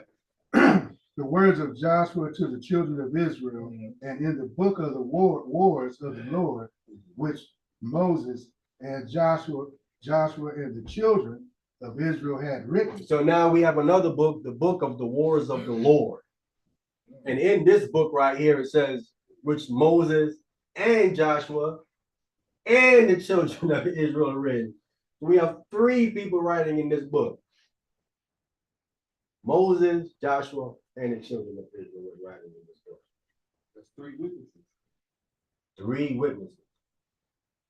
I want to first come to show you that in the book of Joshua, he quotes the book we're in. So yeah, the Jasher is scripture. Again, this is part 3 of Joshua is scripture. I did 2 more parts. I highly recommend you go look at the first 2 parts. Because I use archaeology in my first one as well to show you that Joshua is scripture. I use archaeology now, not just scriptures. We went into the ground and proved that this book is scripture. All right? When it comes to the book of, let's go Joshua in the Bible. I'm not limited to just the book. I go to archaeology and show you this book is also scripture. That's what the naysayers do, saying this book is not scripture. You cannot argue archaeology. You just stop it. Stop it. It's funny. It's funny though. Now, some people really think this book is off. We come to Joshua in the Bible, chapter 10, and we're going to get right to the point, verse 13. Joshua chapter 10, we're going to get right to the point, verse 13, to show you that when Joshua wrote his book, he quotes the book we just came out of, Jasher. All right? And I'm going to go a step further and show you, since he's writing in the book of the law, which quotes Jasher 2 times, and then there's a third time, there's a third one we correlate coming all the way into the New Testament. And then I'm gonna show you where Jasher quotes the Torah 3 times as well. Coming right back to it. This is our first quote right here. Can we get that right quick? Yeah, I got it. Go ahead. Reading from the book of Joshua chapter 10, verse 13, and it reads, and the sun stood still, and the moon stayed, until the people had avenged themselves upon their enemies. Is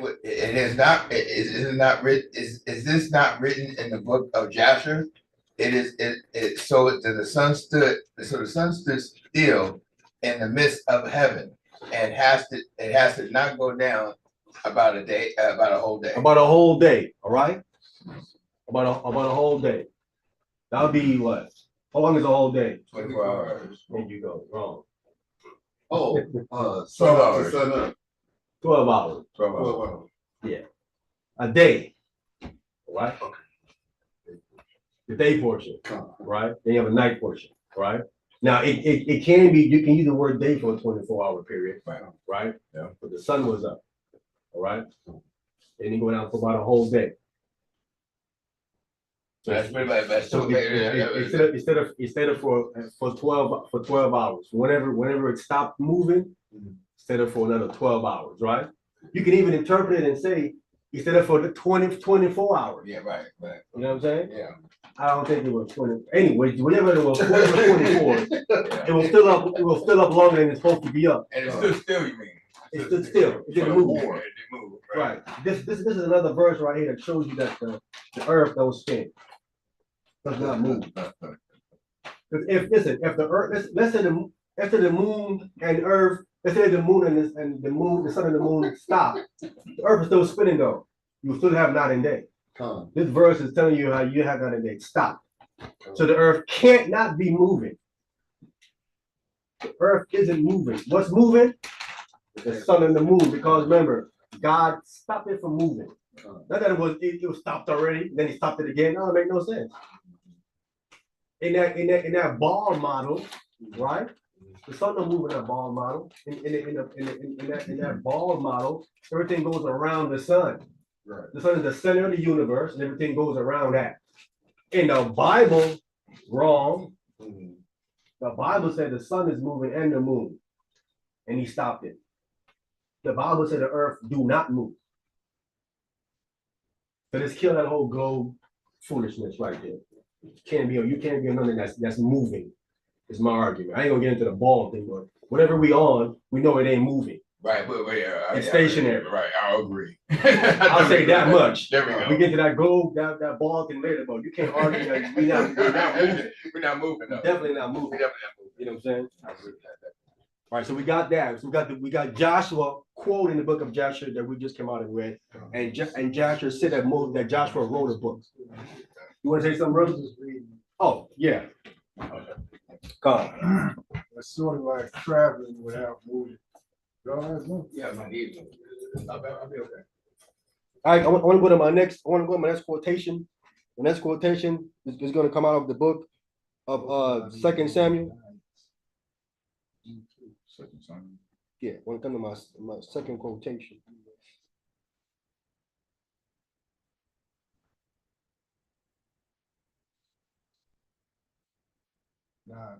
So we sort of traveling without moving. No. What we're on isn't moving. Okay. You can travel on what you're on, what we're on, but what we're on isn't moving. Yeah. Right? You can travel from Los Angeles to New York. Yeah. You can fly or drive or whatever, take a boat, wherever you want to get there. But what we're on isn't moving. It's stationary. So whether if it is flat or not, it's not moving. Right. If it's flat or not, we know it ain't moving. We know that much. Don't know earth go around the sun. No, none of that. The earth isn't moving. That's for sure. Again, because the verse we just read, you still have day and night if it was moving. Because if the sun and moon stopped and the earth is still spinning, you will still have part of it dark and part of it light, because it's still moving, still spinning. Right. And the text tells us that it was a day for 24 hours. It didn't go down. And again, these things are recorded by other nations, but they're suppressing the information. Right? We have found the documentation where we have other historians in other nations document when Christ was on the cross and it was dark for 3 hours. They document that actually happened in other culture. And we know other culture priests, they document everything that happens in the sky. That's how scholars are able to get a timeline of when things happen, because these priests in different culture, they document these signs in the heavens. And when they document them, they give you a time when they document them. So you can query different cultural events and line them up, get you a timeline of when things actually happen. Right? And that's one of them. All right. My next quotation is from 2 Samuel. Chapter 1, verse 18. My bad. Quick question. Yes, sir. You said that they hide this information? Yeah, they suppress this information. Oh, why? Like, what would be the reason to do that? They don't want to say the Bible is true. Oh, okay. Scientists. Yeah, because listen, if the Bible is true, then that kills what? Evolution. There's no evolution. We didn't evolve from no amoeba. Right. Some cell, some nonsense. Right, came to a caveman, some ape turned into a human being. And also would destroy other religions too as well. Definitely. Right. I saw Godzilla and King Kong movie. Okay, it's already out. It's a pretty good copy on that. It's a good copy. Yeah, the whole point is that they don't want you to believe in the creator. Because if you believe in the creator, then you have to go by the creator rules and what he said. You can no longer go by what you think and what you want, because you got to go by the creator. And that's what they're trying to stop. We don't want to say that there's no creator. There ain't no God. Let's go back to the atheist nonsense they talking about. You want to say something, Tony? Is that why they covered up part of the evidence for like the giants? Yes, all these different things. Yeah. Yeah, the flood. They say there no flood happened. It's nonsense. And we have evidence for the flood all over the world. The Grand Canyon is evidence of flood. That isn't a man-made valley in there. Can't no man do that. Go look at it. Look how big that is. Fossils and All the sediments the sediments they find in there from the ocean, layers and layers of sediment that can only done from a global flood. And they've actually found fishes at the top. Now, how does a fish get at the top of a mountain? You jump out of the water and you start to walk up there and bounce up there and die up there. Is that what happened? People is crazy, man. That goes up on to deny the creator. Yes, sir. That goes to show this planet is flat and water can do that. Definitely. Water levels everywhere it is. Yeah. If you're on a globe, then the entire bottom of the earth is full of water. Water levels itself everywhere it is. Fact check it. Look at it. Everywhere you put water in, it's going to level on a flat. Doesn't matter what it's in. It's going to level itself to become flat. Everybody down there in Brazil should be underwater. There's more water than land. So if the earth is a ball, the ball at the bottom is full of water. And what exactly is holding billions of gallons of water from just falling off the ball at the bottom? The Most High. No, there's no Most High. They say there's no God. No. I'm just saying, like we're talking about the type of thing that the ball really exists. So I'm saying, but the ball they're claiming, there is no God. So what is holding billions of gallons of water at the bottom from falling off into space? Gravity. Gravity. Right. Gravity can't even hold a balloon going up in the air. You can hold billions of gallons of water. I can pull a balloon up there, the balloon starts floating in the air. Gravity holding the balloon down. That was a good one. It's going crazy. It don't make no sense. We got helium in the balloon. It doesn't matter. If gravity holding billions of gallons of water, it's going to hold the balloon down. You know how heavy that water is? Mhm. Try jumping on it. Find out. Get smacked hard. Mhm. You got a concussion. You go in ICU, that water done with you. Yeah, that's because once you hit that water surface, it's Yes. You have to hit at an angle, certain angle, or you're gonna decide it's not gonna be good for you. Come. Facts. because when divers, when they dive, they gotta slow down. Facts. They hit that before they hit that wall. And they can't go down too far either. Uh-uh. And when they come up, they gotta what they call it when they come up, they gotta do something, some kind of I have no idea. they gotta come up and do some kind of I forgot what they call it. Otherwise they're hella blow up. They got When stuff going underneath them above the submarine, they gotta go into some kind of tank to decompress. Okay. They gotta decompress. Oh wow. Okay. Yeah, Oh, they wow. gotta decompress. Okay. From going down in that deep and be down in that long. Mm. If they don't decompress, They gonna die. yep. Remember, was it last year? Yeah, but the submarine people. And they I and the remember. hole was cracked? Yeah, I remember. And Yeah. pressure was crushing remember them, that, yeah. crushing their submarine. Mhm. They went too Remember far down. I think it was a couple years ago. I remember you talking about Yeah. that years ago. Yeah. When you go that far, you come up, you have to depressurize from all that pressure. Okay. That's there inside because it's built up inside. Yeah. Mm. To depressurize it. It's Otherwise, release. it'll because when you're down there, you're breathing in certain things inside of you. Of decompressing inside of your oxygen will pop. You just come out the water like that. Yeah, actually poisoning. So All of that. It's like Yeah. birthing. Yeah. Yeah. Yeah. You gotta go into hyperbarics when you come out. The hyperbarics pull the oxygen out your blood so you don't go into your brain. Go to your brain and mess you up. Yeah. That's called they're gonna decompress completely. Yeah. You come out too early, you're in a bit. All right, we here in the book of 2 Samuel chapter 1, verse 18. Who got that? I'll check this one. Yeah. Chapter 1. 2 Samuel chapter 1, verse 18. Okay, I'm there. Yeah. This is an exploitation from the Bible that talks about the book of Jasher. Oh, gotcha. Okay. Yeah. Okay, I figured. Go ahead. I'm waiting for them. I'm gonna second. He's first Samuel. 2 Samuel. I'm right. Second Samuel chapter 1, verse 18. It reads, also he made them teach the children of Judah the use of the bow. Behold, it was written in the book of Jasher. We have that. So we see the Bible is quoting the book of Jasher twice. Right. Right. And again, the people are claiming that the book that we have of Jasher isn't the book, correct one? isn't the correct book. And that's why we in part 3. Okay.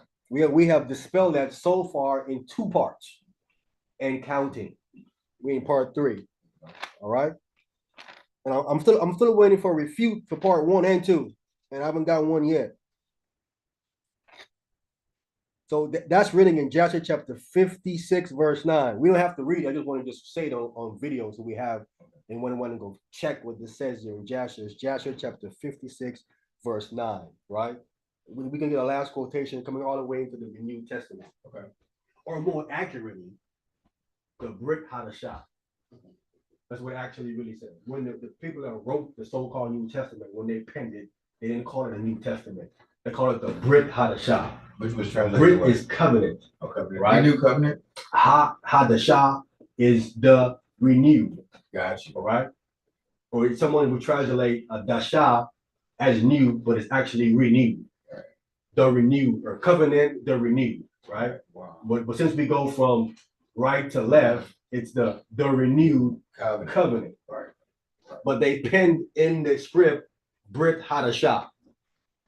That's what these men wrote, because we actually they have found the entire New Testament written in Hebrew, which made complete sense.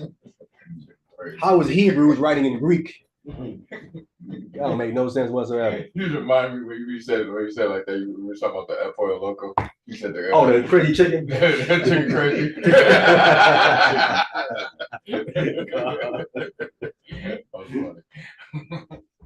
Yeah, because we still have Hebrew terms left inside of the text. That's why we know it was usually written in Hebrew. Right? Paul says that's why we cry Abba. If you crying Abba, why ain't you writing Abba? Right. I'm a cry Abba and write Pater. That makes any sense?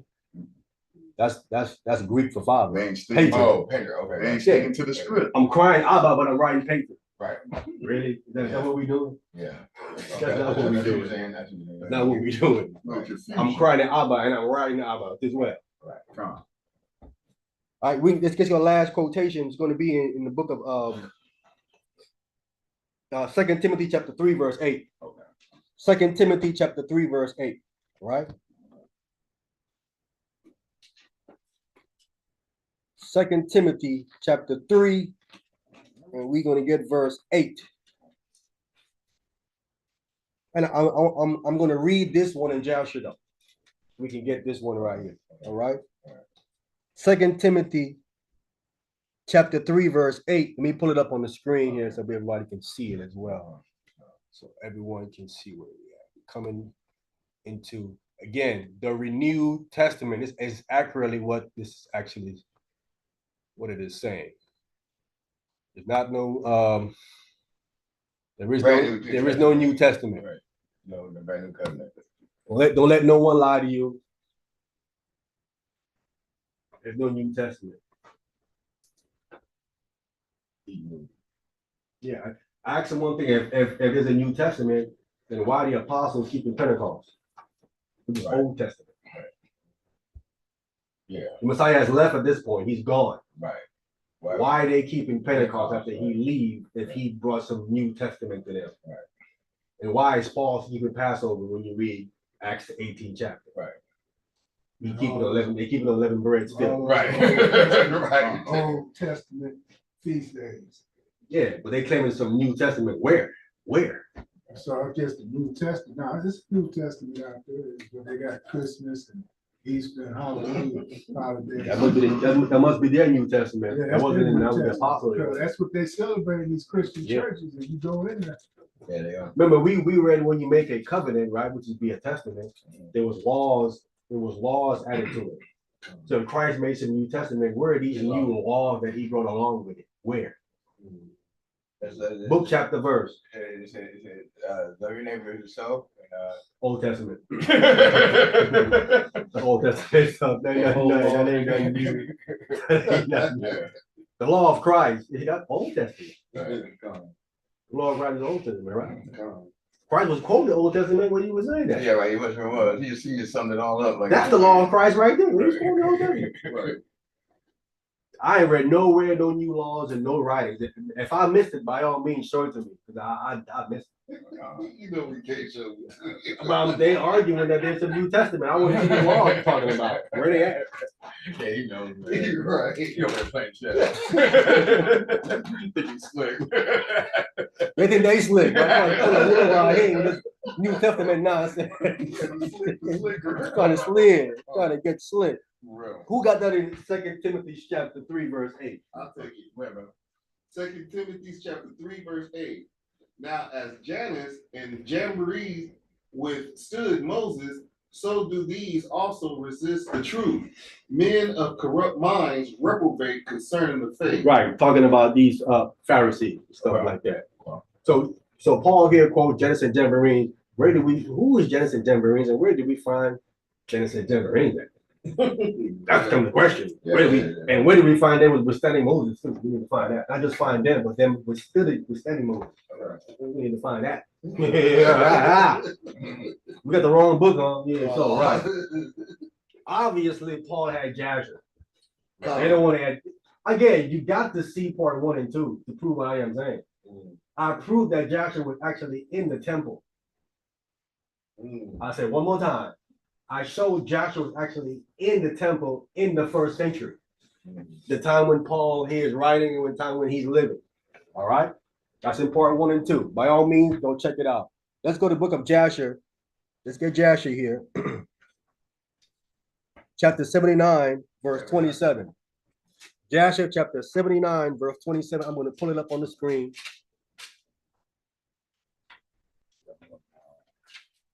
I got to go. Oof. Why it changed format on me? It's a body bag right here for them that don't believe in Jasher. But go ahead, King. Body bag. Hey, you got your sound effects up on?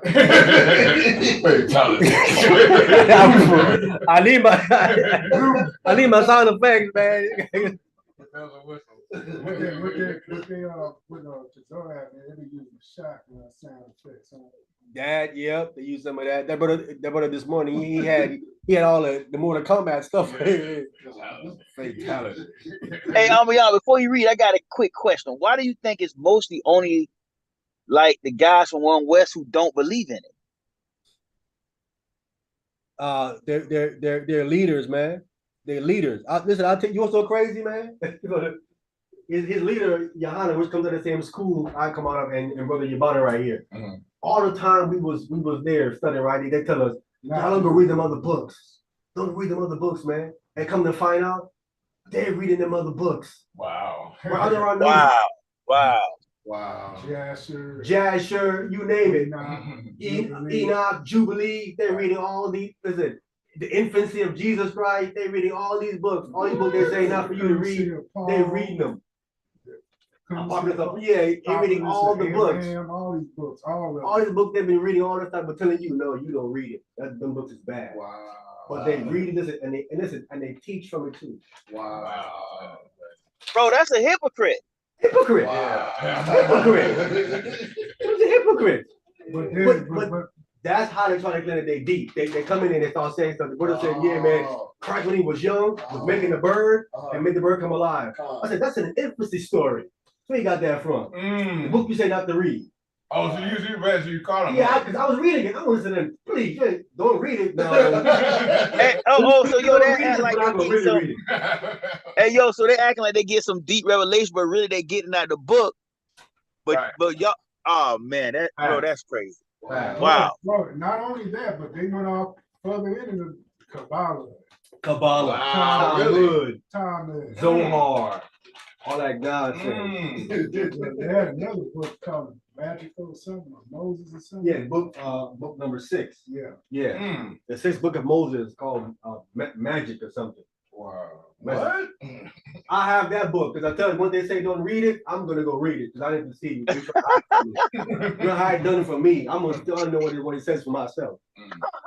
Yeah, Think y'all slick. Don't read it. Yeah, hey, when they say don't read it, you better go read it. Because obviously they read it. Can we say not to read it? Lost Books of Adam. Lost Book of Adam, and they read all that. Yeah, they read all that. The Lilith in that story or no? Huh? Lilith in that story or no? Is who in it? Lilith. Lilith. Okay. Live in something and something. The agnostic thing, right? Yeah, that's more like in the Talmud and the Mishnah. Okay. Type of stuff. Yo, do you think there's any books out there that because we don't have the money we can't get to, we're not privy to? You know what I mean? We're not on that status. Yes. I would think so. Damn. Yeah. There's one book this guy had. His book was like 1,500. Like that's gonna have to wait. I didn't have to wait. I was gonna buy it. Trust me, it should cost too much money. Yes, sir. Don't they have one like this, like the e-sword that costs 500 too? For what? For the same thing how you. Oh yeah, they do. The coordinates. It's like a coordinates that cost. They're doing definitions. One of the definitions of the words, like something like that. Is it like for what book you talking about? For the Bible. And it has all the books in it too. That e-sword. One of my guys got it. For the Bible definitions, it costs like $500. I remember when you first said they have one that's more accurate than we do. Yeah. Oh, you mean the old dictionary you talking about the unabridged stuff? Yeah. That was gone. One I bought for y'all was the last one I had online. They can't find it no more. When I saw it when I bought it, because I need y'all to have that to show you what Caucasian actually really meant. When they changed it. Yeah, when they changed it. You can't find it nowhere no more. That's gone. I still got it. They took it. I know. Everybody yeah. They changing all this stuff because they figured when we was in slavery, we was in the ghettos and we was in reading, so we could leave it in. But now that we start walking up, once I woke up, we start pulling definition out of these dictionaries. Let's just give it the dictionaries. Yeah, they come. I think come. I don't know. I believe they come every year, but I know every so often they change it up. All right, now we're in Jasher chapter 79, verse 27. To come back behind what Paul wrote about Genesis and Jamboree. Okay, show you what it says right here. Again, we asking people where is Genesis and Jamboree written at. If it ain't that, the book that we have is Jasher right here. And it's a whole bunch of assertion. This isn't the book. Not one of them can prove this is not the book. Are you making claims you can't prove? That ain't the book. That ain't the book. So I'm listening. Okay, it ain't the book. Okay, what is he gonna say? Stop right there. He don't show no proof, nothing. Just talking. Who got that in Joshua chapter 79, starting at verse 27? I'll take it. We're going to read on to verse 36. All right, go ahead. Joshua chapter 79, starting at verse 27. And when they had gone, Yeah, Pharaoh- yeah. They, Go ahead, brother. no, I'm sorry. Go ahead. I didn't mean to say that. I mean to go. I'm sorry, bro. Go ahead. You good? Okay, God. starting at verse 27. And when they had gone, Pharaoh sent forth Balaam, the magician, and to Janus and Jambres, his sons, and to all the magicians and conjurers and counselors which belonged to the king, and they all came and sat before the king. Go ahead. And the king told them all the words which Moses and his brother Aaron had spoke to him. And the magicians said to the king, but how came the men to thee on account of the lions which were confirmed at the gate?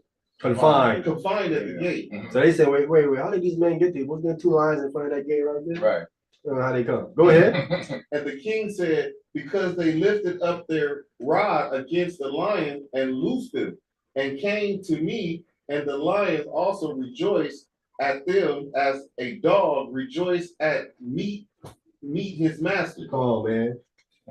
The lion looking out of their palm of their hand, man. Right. Lions now. Go ahead. And Balaam, the son of Beor, the magician, answered the king, saying, these are none else than magicians like ourselves. Right. So these men got to be magicians too for them to do that. Right. Go ahead. Now therefore send for them and let them come, and we will try them. And the king did so. Go ahead. And in the morning, Pharaoh sent forth Moses and Aaron to come before the king, and they took the rod of the Most High and came to the king and spoke to him, saying, thus saith the Lord God of the Hebrews, send my people that they may serve me. Go ahead. And the king said unto them, well, who will believe you that you are the messenger of the Most High, and that you come to me by his order? Go ahead. Now therefore give a wonder or sign in this matter, and then the words which you spake will be believed. And go ahead. And Aaron hasted and threw the rod out of his hand before Pharaoh and before his servants, and the rod turned into a serpent. Go ahead. And the sorcerers saw this, and they cast each man his rod upon the ground, and they became serpents. So the rod became serpents too, right? Again, when we reading the Torah, it says Tanaim. Tanaim is like a dragon, like a Komodo dragon type of animal, right? Something like a alligator. That makes sense why he ate the other snakes. Yes, ate their snakes up, right? But that goes to show you that the Most High had power over one of the magicians. No, not the magicians. Bring this brother in. Yeah, master of one of the Egyptian gods, Zobak. Yeah, the alligator head. Okay. Right, they pray to this alligator. They have little they would write a prayer, and they would boil it up in a ball and put it in the alligator's mouth and stuff that had died. For the alligator to answer the prayer. This is what the Egyptians were doing. His name is Zobak. Fact check me. Zobak? Yeah. He's an alligator god. But when they did this to show you that Moses didn't have power over an alligator god. Right. Yeah. That's right. Yeah. Because I think their staff even turned into an alligator too. Right. But Moses' alligator or crocodile, whichever one it is, 8 days up. 8 days up. Yep. 8 days up. Sure did. Yeah. That should have showed him, hey man, our guy Zobak ain't nothing. This guy come out of nowhere. What are you doing? Right. How you ever do all of that? Right. All right, who's reading? I will. Go ahead. Verse 38. And the serpent of Aaron's rod lifted up its head and opened its mouth to swallow the rods of the magician. They swallowed them up. Will you leave it there? Well, you can read down again. I implore everyone go read Jasher for yourself, right? You hear me going through it and showing you, but you need to read it for yourself. You can know for yourself what it says. You can compare it to what you're reading in the Bible to see for yourself, because you got to see for yourself also. All right. So you can read down and get the entire information on the Book of Jasher. I want to come back to where we was now. Now I want to show you where Jasher quotes the Bible 3 times. We got out the Bible. Okay. We got 2 in the Old Testament, and we got 1 correlation from Timothy from Paul. Right. Now, so where does Jasher quotes back to the Bible? Because if they go hand in hand, they should be quoting each other, right? Now let's come to the Book of Jasher, chapter 73, verse 29. Come all the way up. Jasher, chapter 73. And we're going to get verse 29.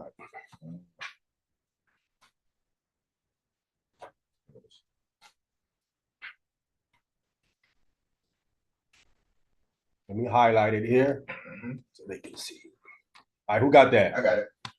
We're reading from the Book of Jasher, chapter 73, verse 29. It reads, and they are the sorcerers and magicians who are mentioned in the book of the law, standing against Moses when the law brought the plagues upon Egypt. So when Jasher and there you quote the Book of the Law. The Book of the Law, we know what that is. That's the Torah, right? So he Jasher quoting, letting us know you want more information about those sources we just got through reading about. More of it is where? In Exodus. In Exodus, in the Book of the Law. Yes. They're complementing each other. All right. Mm-hmm. The next one I want to get is in the Book of Jasher, chapter 81, verse 44.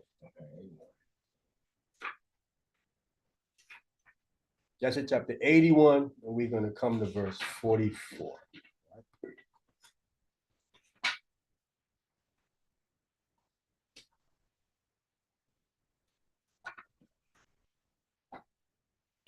Who got that? I got it. Go ahead. I'll take it. Jasher chapter 81, verse 44. Mm-hmm. And all Israel sang in concert, saying, I will sing to the Lord, for he is greatly exalted. The horse and his rider has he cast into the sea. Behold, it is written in the book of the law of the Most High. Is it not? That's the Red Sea thing. Okay, yeah. When you ever told them, that's detail in the Book of the Law. Right there. Right. What Jasher's doing, shooting you back To Exodus. to the law. Yeah. And the law then shooting you back to Jasher. Yeah. Well, more information on that, you need to go read that book right there as well. That's a good book right there. Facts. And the last one is Jasher chapter 84, verse 20. 84. Okay. So chapter 84. That story of the Exodus, man, is like, Oh man. I tell you, man, I was blown away the first time I wrote that, man. I doubt it.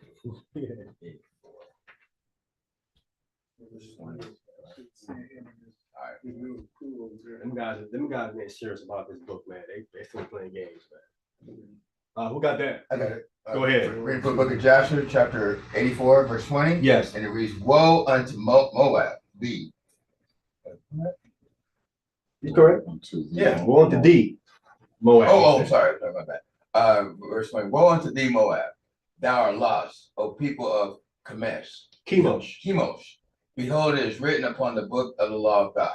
There it is again. Mm. Chemosh almost sound like chemo. Yeah. But that's the idol of the Moabite. It's a chemotherapy. I say it sound like chemo, but it's chemosh of their god. The idol. We need to get it clear. Yeah. With the Moabite. Moabite. That's Moabite. As you can see, the nation had their own gods. But listen, even though these nations knew about the God of the nation of Israel, Yes. they chose not to serve him, but they go serve an idol. Remember, do you know who Moab come out of? Lot. Who was Lot? That's Abraham's nephew. Okay, so who saved Lot? Abraham. Abraham they saved Lot. The Most High saved Lot. The Most High saved Lot. Right, so why wouldn't Lot teach his son Moab about his God? So why is his son now worshiping another God other than his father Lot? Right. Because they're making a choice not to. Yes. You know, Lot taught him about the Most High. Right. Because Abraham taught him. Yes. And his father did. Yeah. But you see, their children are making a choice not to serve the Most High. Yes. This is Old Testament stuff. But these people, they want to teach you today from the Old Testament, right? We can all believe in the same God and God loves everybody. They don't understand. The people in the Old Testament rejected God. Yes. They keep missing that point. Yeah, sure. They rejected him. Mm-hmm. Open rejection. No, we ain't listening to you. Right. We want to know this way. Yeah, because we don't forget about the story of Noah. Like Noah, they started over with Noah, and everybody was with Noah. Like, right. All the sons of Noah and stuff, whatever. So after that point, they decided like to be ready for God. So Most High, like, say, I'm gonna make another people to be able to be unto me for himself. Right. Now, I mean, they keep forgetting how they don't care how God felt. Also, the Old Testament nation was disrespecting God. Right. Worshiping another idol. Yes. When their father worshiped God. Right. Like they changed. You know what I'm saying? Right. Oh. So God supposed to say, hey, that's okay, don't worry about it. You know, I said to my son, he died, and you can all just come back now. Don't worry about it. Even for thousands of years, you've been spitting in my face, disrespecting me, right. Not listening to me, going against me. You know, it's all good. Just my son died for you, so it's all good now. Y'all can all come on and hug all of you. Yay. You know, it don't do anything. Just yeah. And matter of fact, keep breaking my laws. As a matter of fact, my laws done away. My son came and get all my laws with all my laws away, throw it all in the trash. You go do what you want to do. Just say his name and you. Yeah, just say his name and you good. You know what I'm saying? You can be bad all up to the last day of your life. And I'm gonna bring you in the kingdom. Right. Just say you believe. Good. Yeah, that's just say you believe in your last day and your last hour, as a matter of fact. Your last minute, as a matter of fact, and you good. You believe this man existed before on earth, and you good. Man, people just lie. People believe that nonsense too. Repent on your deathbed, you going to heaven. Try it. Ah, you gotta find out where you at. Try that. Think God is just that dumb, huh? You try to game God. The nerve of these people. Crazy as they come, bro. You want to show what they're doing, that you love God. What's the scripture? I think it's in Timothy's, First John. One of them, they said God is love, but they always say God is all love. Yeah, God is love. He ain't all love. Yeah. It's all love. You would have a flood. I tell them explain the flood, sir. God is all love. Explain the flood. Yeah, I know. Can't explain the flood.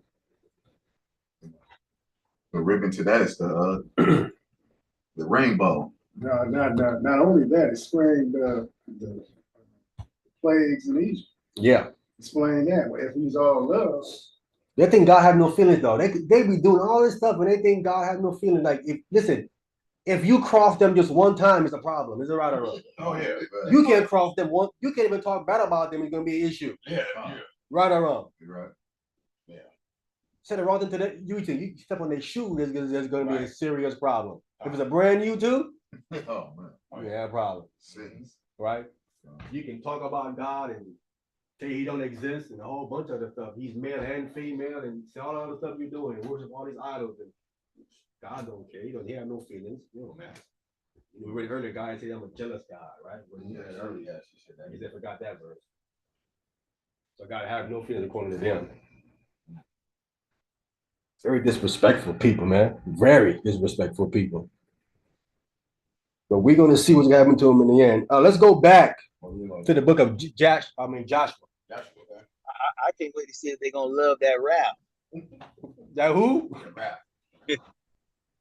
When God sent his rap, are they gonna say that's love?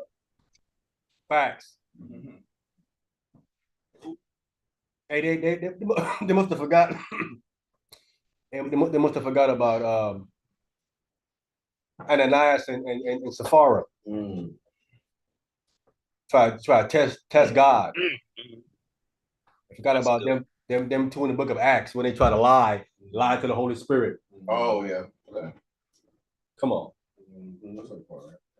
Listen, is that why you think they say that they got that? What is normally the Sunday Christians say the God of the Old Testament, the God of the New Testament. They try to say the God of the Old Testament and have no mercy and grace. Right, yeah, that's what they say. Yeah, that's what those they try to say. Which is clearly a lie. Clearly a lie. I bring up Ananias and Sapphira in Acts chapter 5, when they lied to the Holy Spirit, having him. He dropped dead. Then his wife came in telling the same lie. What happened to her? Same thing. Dropped dead. So I guess the God in the New Testament do the same thing, right? They dropping dead too in there too as well. And they lied to the Holy Spirit, right? So they said, well, what you mean? I don't get that. I mean, Your wife came in and dropped dead too. And Moses, look for lying. Nope. How many of them lie almost every day? Or keep a lie going? Hey, I mean, how do you think that equates? Like, say you're doing a debate, right? And you flowing in the spirit, and the brother just straight lying. You see what I'm saying? Let's say a brother operating in the spirit, and he dealing with one of these dudes, and they, like, they lying, but I don't know if. Do you think they know they lying? You know what I mean? Or they just sticking to their guns? They might know, might not know. What you do? Get your questions ready. That's how you deal with them in a debate. When they say something, you write it down. Okay. What type of Q&A? You said X, Y, Z.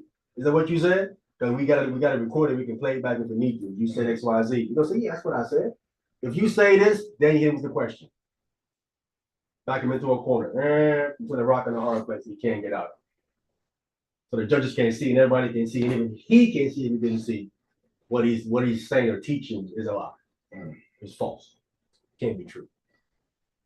So you have to pay attention to what they're saying and write it down. There you go. And get it.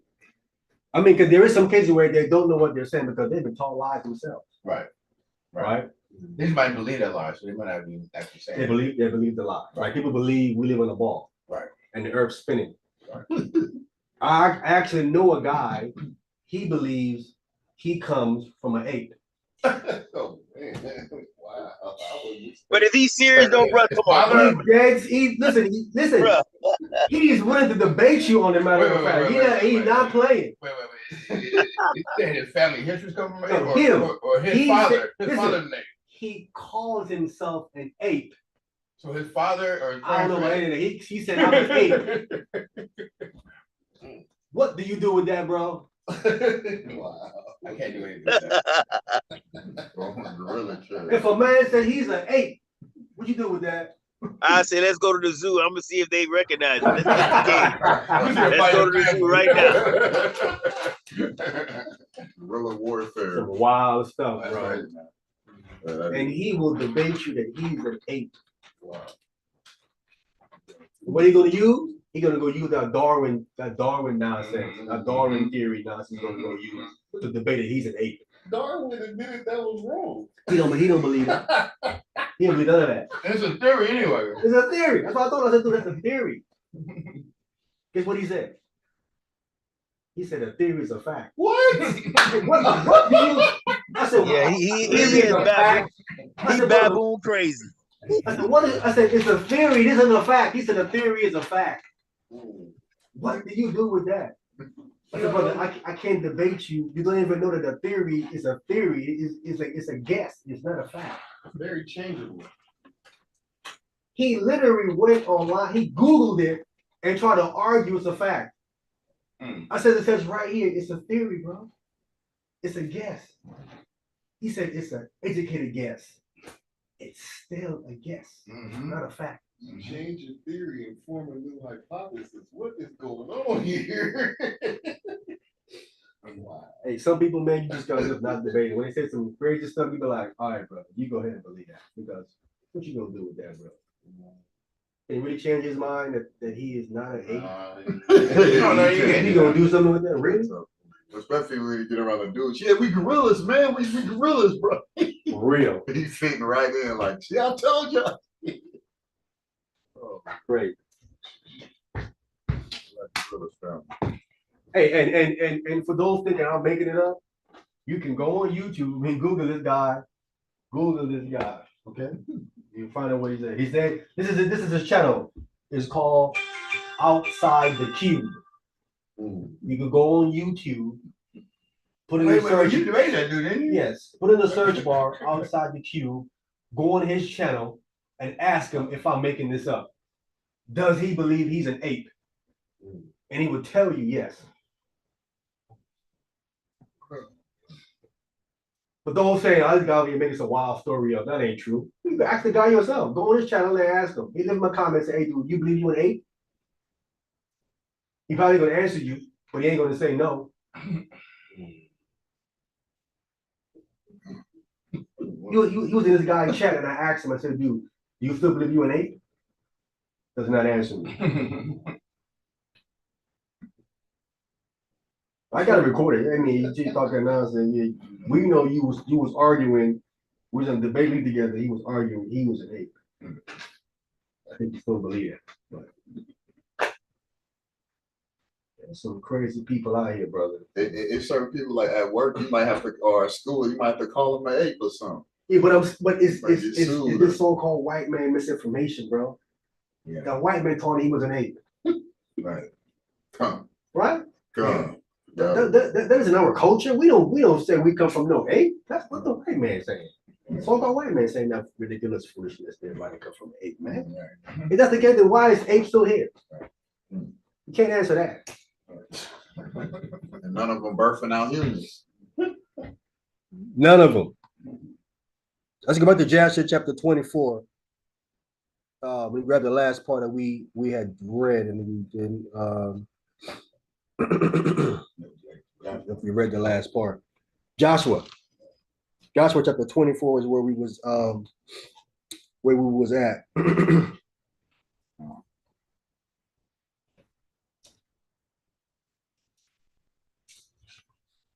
Because I missed one in the book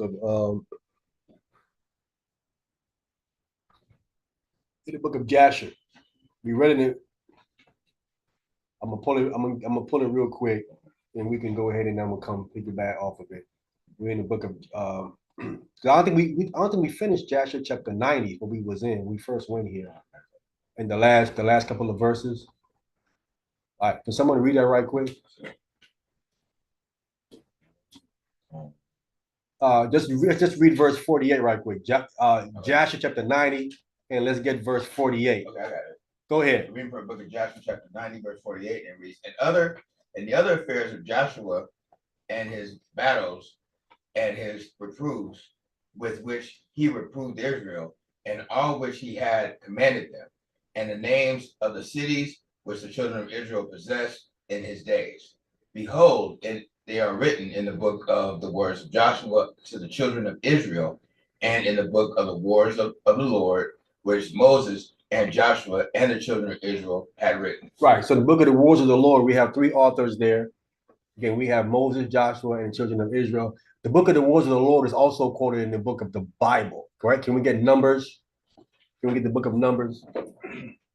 Right, chapter 21. We'll pull this up here. The wars of the Lord is a book also quoted inside of the Bible in the book of Numbers, chapter 21. And we're going to start at verse 10 for some background.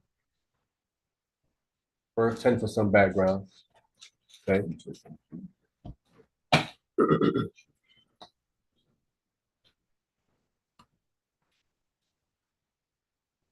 right. We're going to read on to verse 15. All right, go ahead. Who got that? I'll take it. Numbers chapter 21, starting at verse 10. And the children of Israel set forth and pitched in Oboth. Go ahead. Verse 11. And they journeyed from Oboth and pitched at what's that? Abarim. Ijabarim. Ajabarim in the wilderness, which is before Moab, towards the sunrise. Just to the east, right? The word east means sunrise. Those that don't know. And the word west means sunset. There you go. And the word up means north. Up north. What was it? Up me down. I don't know. All right, who is? You said I mean what? I don't know. Oh, okay. My bad. I thought you My gonna bad. say My bad. North, there you go. Up means north. There you go, brother. Up north. Okay. All right, go Down ahead. south, up north. Verse 12. There you go. Numbers chapter 21, verse 12. From thence they removed and pitched in the valley of Zared. Yeah. Go ahead. From thence they removed and pitched on the other side of Arnon, which is in the wilderness that cometh out of the coast of Amorites, and Amron. Arnon is the border of Moab, between Moab and the Amorites. Right. Arnon is a river. That was the border, right? So there's a river that would separate two land masses, right? So up the top landmass would be occupied by the Amorites, and the lower side would be occupied by the Moabites. That's the border between those two. All right. So that's where the children of Israel came to that point. All right, go ahead. Verse 14. Wherefore it is said in the book of the war of the land. The wars. The book of the wars of the land Of the Lord. Of the Lord. What he did in the Red Sea and in the brooks of Aron. And the brooks of Arnon. Brooks of Arnon. Go ahead. And at the steam of the Stream. At the steam of the, and at the stream of the brooks at goeth down in the dwell of Ar, and lieth upon the border of Moab. All right, so we here again. So we have the book of the wars of the Lord also here quoted in the Bible, and in here it tells us that in this book it tells you certain that the Lord did in the Red Sea and in the brook of Arnon, streams of the brook that goeth down in the dwelling of Ar, and lieth upon the border of Moab. So we're talking about a river that goes into a brook and a stream that travels all the way down into Ar, which is another location for the Moabites, and it comes all the way to the edge of the border, right? To the border of Moab. This is what it's saying. I want to briefly go back to the book of the wars of the Lord, as I understand it, is partly the Bible and Jasher, because both books has the wars of the Lord in it, right? When we warring against Amalek, we warring against the Canaanites, there's kind of wars in it. And there's other wars that we have that's written in the book of Jasher, the wars with Jacob's children, Right. the wars that Abraham had himself, and Jacob himself had. Those are other wars, more so detailed in the book of Jasher. All right, so we have a chat. Let me read it right quick and try to get out of this. Blessings, I try to get back on and have a handle something. Yes, brother, no problem. Servant Smith, yes, sir, no problem. Let me see, do you have any other yeah, cool. All right, all praises. All right. From there, let's get the book of Jasher, chapter 81. And we're gonna get verse 8. We're the wrong thing. Jasher.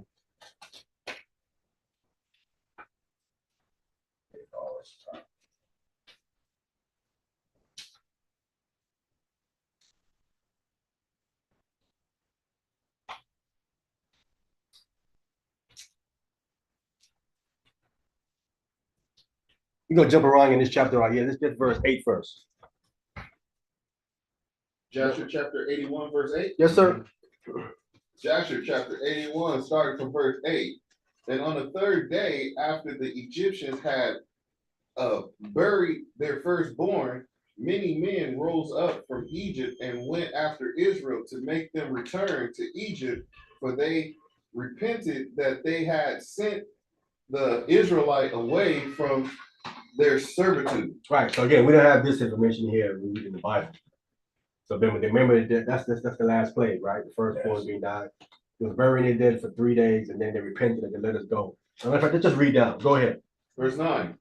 And one man said to his neighbor, surely Moses and Aaron spoke to Pharaoh, saying, we will go a 3 days journey in the wilderness and sacrifice to the Lord our God. Right. That's what Moses told him. Yeah. Go ahead. Verse 10. Now therefore let us rise up early in the morning and cause them to return, and it shall be that if they return with us to Egypt to their masters, then shall we know that there is faith in them. But if they will not return, then we fight them. We fight with them and make them come back with great power and a strong hand. Right. Go ahead. And all the nobles of Pharaoh rose up in the morning, and with them about 700,000 men, and they went forth from Egypt on that day and came to the place where the children of Israel were. So they came to the place where we were. Go ahead. And all the Egyptians saw, and behold, Moses and Aaron and all the children of Israel were sitting before Pi-hahiroth. Yeah. Eating and drinking and celebrating in the feast of the Lord. Right. So you have Pi-hahiroth or Pi-hahiroth, depending how you want to pronounce that H-I one. But it's Pi-ha-hi. They pronounce it, scholars pronounce it Pi-hahiroth. All right. I think it's between the gorges. We can read out the Bible so we can confirm what we're saying here. Was eating and drinking and celebrating the feast of the Lord, right? Which would be unleavened bread, right? Let me read out the Bible right quick. Can we Exodus chapter 14, verse 1 and 2? We're going to read Pi-hahiroth just to show you, confirm you that this is the same location, the same place, and this is the same event. Exodus chapter 14, verse 1. I'm gonna pull it up here too so we can see it up here as well. We're gonna read verse 1 and 2. Go ahead. I read from the book of Exodus, chapter 14, starting verse 1, and reads, and the Lord spake unto Moses, saying, verse 2, speak unto the children of Israel that they turn and encamp before Pharaoh, how you pronounce it? Pi-hahiroth. Between Migdol and the sea, over against Baal Zephon, before it shall it encamp by the sea. And encampment, that's where they was in front of me. That's where they came to bring us back. So we was in Pi-hahiroth. Pi-hahiroth is like a gorge, like a snakeway that leads on in front of the beach when they came out. Okay. And that's where they was. They was in front, encamped by the sea. The sea was in front of them. So they couldn't go backward. Egypt was coming behind them. And there was a landmass next to the sea, and you couldn't go because the land went all the way out to the edge of the sea on both sides. So they really couldn't escape. But remember, it's the Lord that told them to turn, right? The Israelites was going along the regular path to go up to Canaan on the edge toward the Mediterranean Sea. But the Lord told them, no, turn and go into this gorge. And the gorge swing them all around like a snakeway into the sea area here that they are. And again, and so in Migdol, this area here, you would have certain Egyptian encampment. They would then give the word to go tell them, yeah, the Israelites are over here. So they go tell them, and then that's when we read in the book of Jasher where these nobles or elders was coming up with their men in their army to bring them back. All right. Now let's go back to the book of Jasher where we was. I just want to show you, speaking of the same exact places in the Bible, that again, Jasher is mirroring the Bible, what it is saying. It's the same location. Okay. Verse 13. Who's reading? Tell it verse 13. Jasher chapter 81, verse 13. And all the Egyptians said to their children of Israel, surely you said, we will go a journey for 3 days in the wilderness and sacrifice to our God and return. All right, no, jump down to verse 17. Verse 17. And the Lord strengthened the hearts of the children of Israel over the Egyptians, that they gave them a severe beating, And the battle was sore upon the Egyptians, and all the Egyptians fled from before the children of Israel, for many of them perished by the hand of Israel. So when these nobles came with their little man to fight us, we gave them a severe whipping. A lot of them died. Go ahead. 18. And the nobles of Pharaoh went to Egypt and told Pharaoh, saying, the children of Israel have fled and will no more return to Egypt. And in this manner did Moses and Aaron speak to us. Go ahead. And Pharaoh heard this thing, and his heart and his hearts of all the subjects were turned against Israel, and they repented that they had sent Israel, and all the Egyptians advised Pharaoh to pursue the children of Israel to make them come back to their burdens. Right. So that's how Pharaoh got. Remember, Pharaoh didn't first come. His nobles came, and they were the one that was coming, and they got their butt whoops. They're running back to Pharaoh for help. All right. That's what verse is that verse you in? 19. Go ahead. Down to verse 21. Verse 20. And they said, each man to his brother, what is this which we have done, that we have sent Israel from our servitude? Go ahead. And the Lord strengthened the hearts of all the Egyptians to pursue the Israelites, for the Lord desired to overthrow the Egyptians in the Red Sea. Yes, he did. He strengthened Israel to fight him, and he strengthened the Egyptians to come back because the Lord wanted to overthrow them. And these people are idol worshipers. Remember, they had just was murdering many of the firstborn of the Israelites, right? And it was the regular Egyptians that was doing it. I want to be clear. The text telling you it was the regular Egyptian people that was going into the houses and grabbing Israelite children and drowning them into the sea. And that's why the Lord killed their firstborn in Egypt. Regular people all the way up to Pharaoh as well, right? They don't want to admit that. They read and they think that how our God is crazy and mad. He hates they call it Africans because they're claiming that we are celebrating the death of African children. Their firstborn died with the Passover, right? But that's what Tazariak labeled it as. That's what he says it. Because he roamed around with hatred in his heart. He said the Passover, the celebration of killing African babies, which is that what it is? No, That is a lie. wow, bugged out.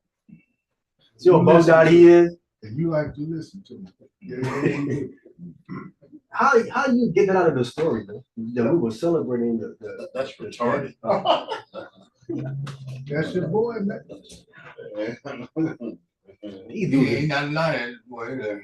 And he's rubbing it in their face. You know what I'm saying? And he's pushing it hard. I'm like, dude, that's why people look at Israelites and man, see, he give us a bad name when he say stuff like that. All of Man. them, but brother, all of them. Yeah, he give us a bad. Man, we're not celebrating Except that. for at least Nate and them go over there. Huh? At least Nate and them goes over Africa. You know, Right. at least the true nation go over there. So they really not them. You know, they really not giving too much. But the ones that really got that malice in their heart, like them, yeah. Yeah, but I'm saying that they're not our people, but we ain't celebrating the death. We're not doing that. Of course not. That's what we were doing. Any babies, any but like It was crazy. Yeah. I can't believe he said that when he was hanging and saying it. I'm like, serious, bro? Man, And you should have seen. They didn't try to clean it up. He said, man, when we out here feeding people with the African nationality, man, if the African will feed them. You just talking about celebrating killing their children, man. their firstborn. I don't make up because you gave me some food in the outside somewhere. No, he said something because when you see him do live, you see his fish tank in the back. Con. Those are African cichlids, right? And then he said he's the only Africans that get fed back here. Wow. So he really slapped you on a electric chair, slide you a Happy Meal, talk about everything. All right. So he's willing to feed Africans as long as it's not an Israelite feast day. But yet he's celebrating it. We ain't celebrating that. I ain't lost his mind. He listening to Johanna. Johanna is just, oh my goodness. Well, it is mind losing. That type of saying is mind losing. Yeah, Losing it, huh? yeah. Man, I'd have left. I'm like, nah, I'm out of here, bro. I'm not celebrating, the death of no children like that. You crazy. I'm not doing that. Book don't say that. I'm not doing that. They know, but then they know they do not Africans too. Now, cause a brother went over there to Africa, and had this African girl. They was in Kenya, and then some guys from Africa. They told him, "You're not African." Of course. He said, "No, I am African." "No, you're not African." And then they started saying, "Man, you've been a slave since 1611." And I'm like, "Whoa!" I'm trying to catch it. Yeah, they know. Cotton pickers. But we're not celebrating nothing like that, bro. Because already going crazy.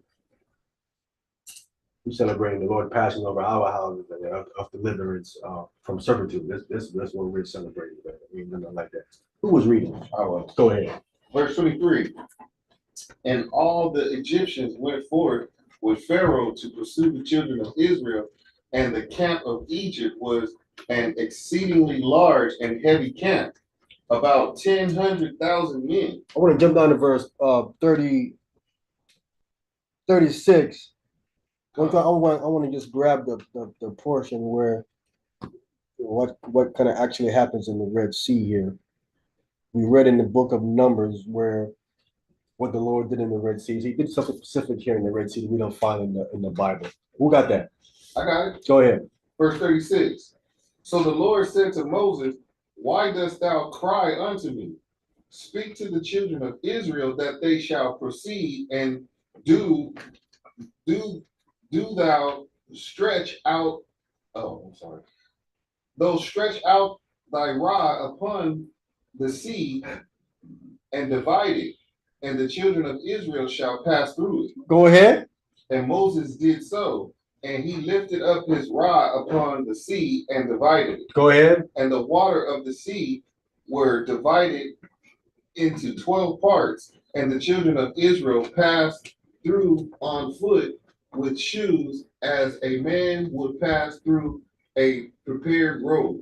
So we see that Jasher says that there was that one big dividing. They saw that one big dividing water. Just and that was 12 parts. Wow. Each tribe to go across. Wow. That's what he did in the Red Sea. Wow. In the word of the Lord. They don't detail that. I never. You never thought it would say something like So that like every gate, every tribe, 12 parts. Remember, because when Israel moved in the wilderness, they moved in tribe sections, right? It wasn't all gathering people all over the place, and sheep and donkey running all over. And there was nothing like that. It was an organized movement in the wilderness. It said that they came out by their armies, or stated in the book of Exodus. That's military formation. So logically, when he parted something like this to, like in a military formation, to 12 parts. That's how they moved in the wilderness in that capacity. And that's how they would do it. All right, go ahead. Verse 39. And the Lord manifested to the children of Israel his wonders in Egypt and in the sea by the hand of Moses and Aaron. Go ahead. And when the children of Israel had entered the sea, the Egyptians came after them, and the waters of the sea resumed upon them, and they all sank in the water, and not one man was left excepting Pharaoh, who gave thanks to the Lord and believed in him. Therefore, the Lord did not cause him to perish at that time with the Egyptians. Right. So he did die at that time. This is I'm bringing this up to show you this is the discrepancy that they try to point out and say, no, Pharaoh died. The Bible don't actually say he died. It said his army died. That was the arguing point if he died or not. He eventually did die, but did he die in the Red Sea? You know what I'm saying? So this is the last part of the archaeology that I'm trying to find. Again, if it's there, we're gonna find it. And even if it's not there, we don't have no writing that have complete and no mistakes in it. Bible got mistakes in it, whatever it is. So there's actually a Hebrew Jasher that I found that I've used to help correct some of the stuff that I had in this English Jasher. They help correct. We were translated it, was translated Hebrew incorrectly. So again, no one has no fault on this text. Let this stuff start. No one has what they call the autograph, the original right. You know what I'm saying? So people start translating things and skipping words and copy stuff correctly and incorrectly, and whatever the case might be. You know what I'm saying? And you have people who deliberately would distort the text to mess up people's beliefs in the years to come. Right now, if I disagree with you, because in 160 AD, Justin Martyr, he's accusing the Jews of changing the Old Testament. Right? He says in Isaiah 7:14, it says, the Lord will give you a sign, it says, behold, a virgin. He says, but you guys took it out and said, behold, a young woman. He said it originated to the virgin in there. And he says, you can go ask your 70 elders who went down into Egypt and translated your Hebrew text into Greek. He says, they said it was a virgin that was there in the Hebrew. He said, but you guys now take it, changing it and said, it's a young woman when it said a virgin. And he goes on and on how they were changing the text and trying to say that Christ was not the Messiah. So it isn't nothing new that Hebrews we changing the text to try to hide information from people. Right? None of this is new.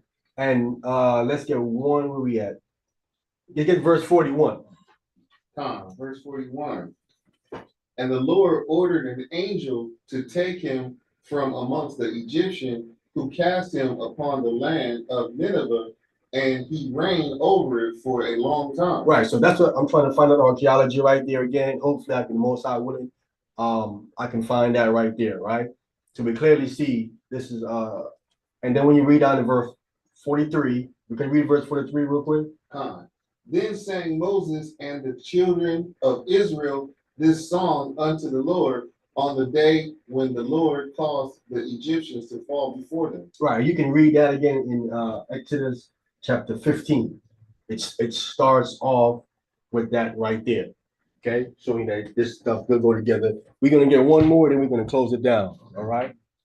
One more, we're gonna close it down. I want to quickly show you that in Exodus chapter 15, and we're gonna get the last one here. And we're done for the day. I just want to show it real quick. I'm gonna read. Then sang Moses and children of Israel this song unto the Lord, and spake, saying, I will sing unto the Lord, for he have triumphed gloriously. The horse and his rider have he thrown into the sea, right? That's what Jasher goes on. Then going on into the song, right? Okay. So you Jasher, it links together with Jasher, right? The last one I want to get, we want to come to the book. Genesis chapter 37. Yeah. Genesis chapter 37. Yes, sir.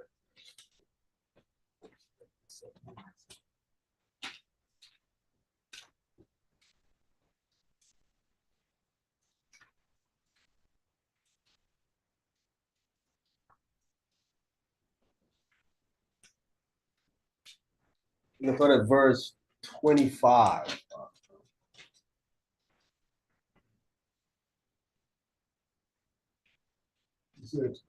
Genesis chapter 37, starting at verse 25. 37, verse 25. Yes, sir. Genesis chapter 37, verse 25. And they sat down to eat bread, and they lift up their eyes and looked, and behold, a company of Ishmaelites came from Gilead with camels, and bringing spices and blum and myrrh, and going to carry it down to Egypt. Go ahead. Verse what? 26. Yes. And Judah said unto his brethren, what profit is it if we slay our brother and counsel conceal his blood? Keep going. Yes, sir. 27. And 27, come and let us sell him to the Ishmaelites, and let not our hands be upon him, for he is our brother and our flesh. And his brethren were content. Go ahead.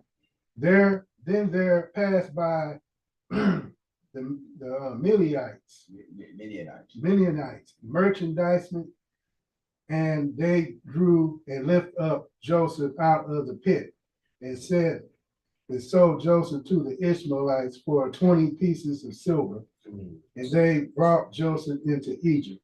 Right? So the Ishmaelites took him out of the pit that he was in, and then they sold him in onto the Ishmaelites and brought him into Egypt. All right, go ahead. 29. 29. Oh, wait, no, sorry. I want to jump down, your bottom, my bad. I want you to jump down to verse 36. Verse 36. Yes, sir. Verse 36. And the Midianites sold him into Egypt unto Potiphar. an officer of Pharaoh and captain of the guard. Wait, we just read that the Midianites sold him to the Ishmaelites, right? And the Ishmaelites supposedly bring him down to Egypt. But we read that the Midianites actually sold him, right? Can we get Genesis chapter 39, verse 1? I didn't want to even show it yet. Okay, so right here, the Midianites sold Potiphar, the officer of the Pharaoh, captain of the guard. So the Midianites sold him in Egypt to Potiphar. Now we're going to come to Genesis 39 and verse 1. Who got that? I got it. Go ahead. We read the book of Jasher, chapter 39, verse 1. It reads, and Joseph was brought down to Egypt, and Potiphar, an officer of Pharaoh, captain of the guard, an Egyptian, brought him of the hand of the Ishmaelites, which had brought him down thither. So which one is it? Was it the Midianite that sold him to Potiphar, or was it the Ishmaelite that sold him to Potiphar? Who sold him to Potiphar? The Bible is saying two different nations did. Midianites and Ishmaelites actually sold them. And this is why you kind of need the book of Jasher to give you an explanation. Well, a explanation. It's an explanation. We're going to come to Jasher chapter 42, verse 5. Can we get that? We're going to come to the book of Jasher, chapter 42. We're going to start at verse 5, okay? I'm going to pull it up here on the screen. Jasher chapter 42. And we're going to start at verse 5, all right? We're going to read down. All right, who got that? I'll take it. Go ahead. Jasher chapter 42, verse 5. And whilst they were discoursing about this matter, and before the company of Ishmaelite had come up to them, 7 trading men of Midian passed by them, and as they passed, they were thirsty, and they lifted up their eyes and saw the pit in which Joseph was immured. And they looked, and behold, every species of bird was upon him. Species. Every species of bird was upon him. Right. So he was locked up. The word means he was locked up. Okay. All right. And every species of bird was upon him. Go ahead. And these Midianites ran into the pit to drink water, for they thought that it contained water. And on coming before the pit, they heard the voice of Joseph crying and weeping in the pit. And they looked down into the pit, and they saw, and behold, there was a youth of comely appearance and well favored. Right. So this is their brothers are talking, and they see far off some Ishmaelites coming, and they think that this is going to send them to the Ishmaelites when they come into Egypt, so we don't kill them. But while they discussing, on the other side, they ain't looking. Midianites come, and they come into the hole, and they see Joseph in there. Right? Go ahead. Verse 7. And they called unto him and said, who art thou? And who brought thee hither? And who placed thee in this pit in the wilderness? And they all assisted to rise up Joseph, and they drew him out and brought him up from the pit, and took him and went away on their journey and passed by his brothers. So now they got Joseph out the pit, and now they're coming past his brothers. Go ahead. And these said unto them, why do you do this?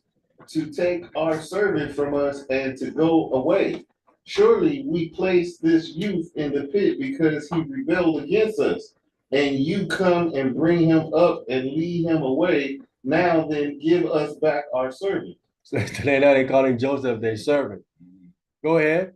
And the Midianites answered and said unto the sons of Jacob, is this your servant, or does this man attend you?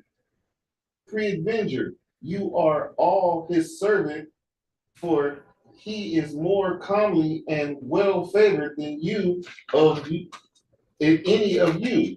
And why do you all speak falsely unto us? Right, they know that they're lying to them. Wow. You're not slick, you're lying to us. All right. Go ahead. Now therefore we will not listen to your words, nor attend to you, for we found the youth in the pit in the wilderness, and we took him. We will therefore go on. Right. We leaving with him. Go ahead. And all the sons of Jacob approached them and rose up to them and said unto them, give us back our servant, and why will you all die by the edge of the sword? And the Midianites cried out against them, and they drew their swords and approached to fight with the sons of Jacob. All right. I want to jump down because we don't have enough time here. All right, jump down to verse 16 right quick. Verse 16. And the Midianites were more afraid of Simeon, and they approached the sons of Jacob with terror and fright, and with pathetic words, saying, surely you have said that the young man is your servant, and that he rebelled against you, and therefore you placed him in the pit.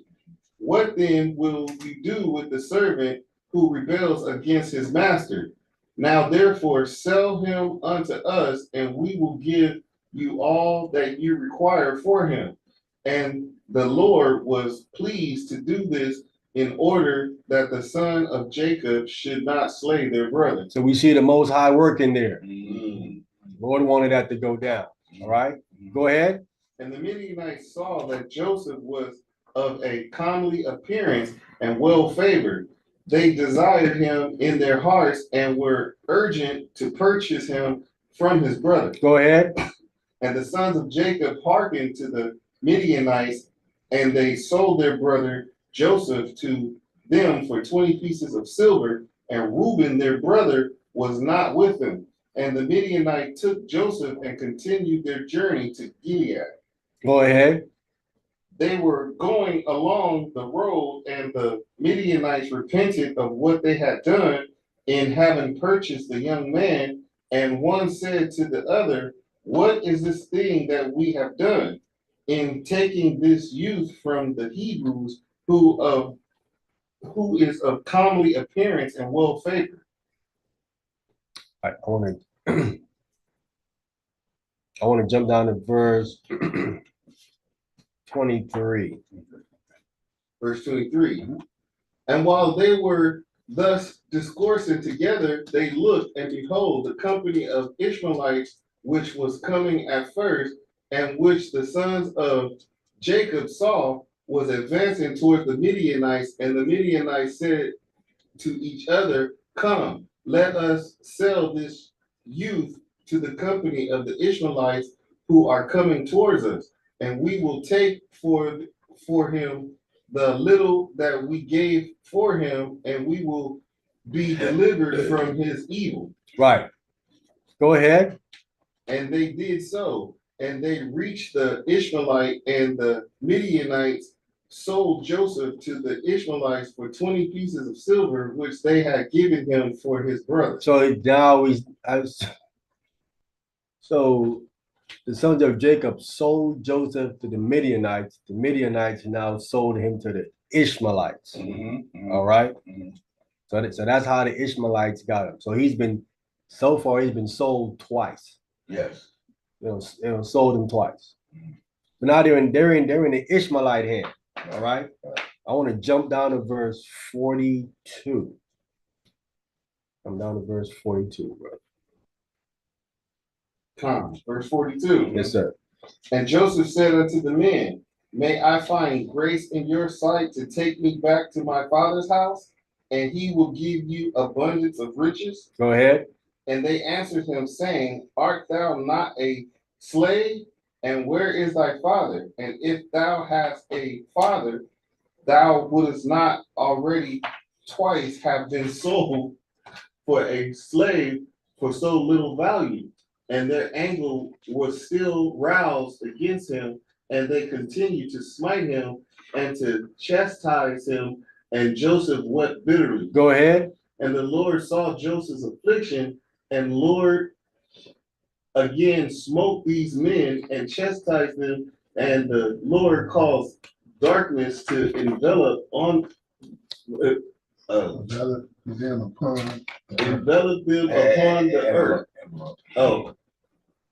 Envelope them upon the earth. And the lightning flashed, and the thunder roared, and the earth shook at the voice of the thunder of the mighty wind, and the men were terrified and knew not where they should go.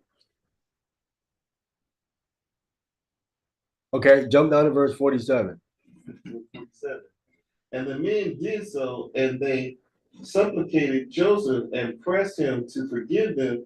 And they said, we have sinned to the Lord and to thee. Now therefore, what is that? Vouchsafe to request of thy God that they shall put away this death from among us, for we have sinned to him. Right. So he want to go to appeal to their God for the quest, because they've been plagued for hitting Joseph. All right. Go ahead. Verse 48. And Joseph did according to their words, and the Lord hearkened to Joseph, and the Lord put away the plague which he had inflicted upon those men on account of Joseph. And the beast rose up from the ground, and they conducted them, and they went on, and the raging storm abated, and the earth became tranquilized, and the men proceeded on their journey to go down to Egypt, and the men knew that this evil had befallen them on account of Joseph. Yeah, so they know. All right, jump down to verse 50. Verse 50. And one answered and said, surely he told us to bring him back to his father. Now therefore come, let us take him back, and we will go to the place that he will tell us, and take from his family the price that we gave for him, and we will then go away. Go ahead. And one answered again and said, behold, this counsel is very good, but we cannot do so, for the way is very far from us, and we cannot go out of our road. Go ahead. And one more answered and said unto them, this is the counsel to be adopted. We will not swerve from it before we are this day going to Egypt. And when we shall have come to Egypt, we will sell him there at a high price, and we will be delivered from his evil. Go ahead. And this thing pleased the men, and they did so, and they continued their journey from Egypt with Joseph. All right, so now they go down and say, we're going to get rid of him, man, because he's smiting him, and we getting played. We got to get rid of him. So let's get to the last one here in Jasher chapter 44. We're going to get verse 1 to 10, and that's going to be it. Jasher chapter 44. Starting at verse 1, going down to verse 10. All right, who got that? I think. Go ahead. Jasher chapter 44 from the top. And the son of Ishmael, who had brought Joseph from the Midianites, who had brought him from his brethren, went to Egypt with Joseph, and they came upon the borders of Egypt. And when they came near unto Egypt, they met 4 men of the sons of Midian, the son of Abraham, who had gone forth from the land of Egypt on their journey. Right. Go ahead. And the Ishmaelites said unto them, do you desire to purchase this slave from us? And they said, deliver him over to us. And they delivered Joseph over to them, and they beheld him, and that he was a very comely youth, and they purchased him for 20 shekels. Now they brothers sold him to the Midianites. Midianites sold him to the Ishmaelites. Ishmaelites are not selling him to these when I think it's a mistranslation. These are selling back to some Midianites. He says Midian, but Midianites. They even sold again back. All right, go ahead. Verse 3. And the Ishmaelites continued their journey to Egypt, and the Midian also returned that day to Egypt. And the Midian said to each other, behold, we have heard that Potiphar, an officer of Pharaoh, captain of the guard, seeketh a good servant who shall stand before him to attend him and to make him overseer over his house and all belonging to him. Go ahead. Now, therefore, come, let us sell him to him for what we may desire, if he be able to give unto us that which we shall require from him. So they're gonna sell him now to Potiphar. Go ahead. And these Midian went and came to the house of Potiphar and said unto him, we have heard that thou seekest a good servant to attend thee. Behold, we have a servant that will please thee. If thou canst give unto us that which we may desire, and we will sell him unto thee. Go ahead. And Potiphar said, bring him before me, and I will see him. And if he is pleasant, if he please me, I will give unto thee that which you may require for him. Go ahead. And the Midian went and brought Joseph and placed him before Potiphar, and he saw him, and he pleased him exceedingly. And Potiphar said unto them, tell me what you require for this youth. Go ahead. And they said, 400 pieces of silver we desire for him. And Potiphar said, I will give it you if you bring me the record of his sale to you, and will tell me his history, for perhaps he may be stolen, for this youth is neither a slave nor the son of a slave, but I observe in him the appearance of a goodly and handsome person. Oh, handsome, yeah. These dudes right here, they bought it for 20 pieces of silver. They're trying to sell it for how much? 400. 400. That's over. Overflip. Yeah, Yeah, like, overflip. man, you won. Paid 20 trying to get 400. Uh, Not playing. That's what you call flipping your, that's what you call flipping an investment. Find a steal of them. You know what I'm saying? I can spend 20 and make 400. What? All day, every day, man. Go ahead. Verse 9. And the Midian went and brought unto him the Ishmaelite who had sold him to them, and they told him, saying, he is a slave, and we sold him to them. So they went and they got the Ishmaelites. They went and got the people that sold them to them. Okay. As they went and got the Ishmaelites. Right. Okay. Right? So they got the Ishmaelites to come and say, so no, the Ishmaelites are part of the transaction now. Right? Mhm. Go ahead. Verse 10.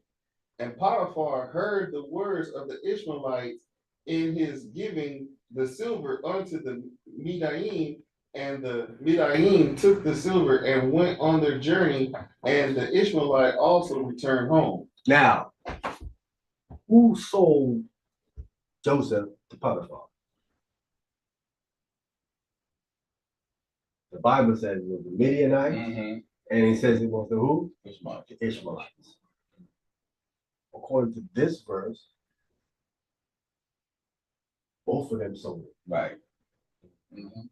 right? Yeah. The Midianites wanted to forget. Potiphar said, "No, I get the proof of the sale." Right. They go get the Ishmaelites. The Ishmaelites come and say what? Yeah, we sold them. Yeah. What else do they say though? Who know what else do they say? They don't stop there. What else do they say after that? Yeah, he's a slave. We sold him to them. What else do they say? What's they say? Yeah. What else do they say? Goodly appearance. You know. When the Ishmaelites find out, Oh, they better that get was so- 400. They're like, wait a minute, No, you paid us 20. You better get 400. You better chip us off some of that. If Yeah, you want right. us to go ahead and Right. continue to vouch for you, Right. you get a 400. Right. You give us 20. Yeah, you better give them. You better slide some more up over here. You better slide 200. You better slide 200 from that right there. Yeah, Once you, we if I need find out something, you huh? pay me 20, you gonna get 400 for it. And you need me to get the Right. sale to be final? Yeah. Oh, yeah. Nah, you finna go ahead and chip me off more Oh, than yeah, that. yeah. That's negotiation. That's negotiation. You right there now? That's negotiation. Mhm. Because without the Ishmaelites, they could not sell it to Potiphar. Mhm. And they getting 400. They need proof of sale. They need proof of sale. And they vouch it. So I'm saying that's why the Bible is saying the Midianites and Ishmaelites sold them. They Gotcha. came Yeah, together on makes this sense. transaction. Right, but they need both of them. They came together in the transaction, and that's what happened. That's good stuff right there. That makes complete sense. Yeah. That's what it was. Okay. And with that, we're gonna bring it to a close Good for job, man. today. No nice close up. Good. All praises to the Most High.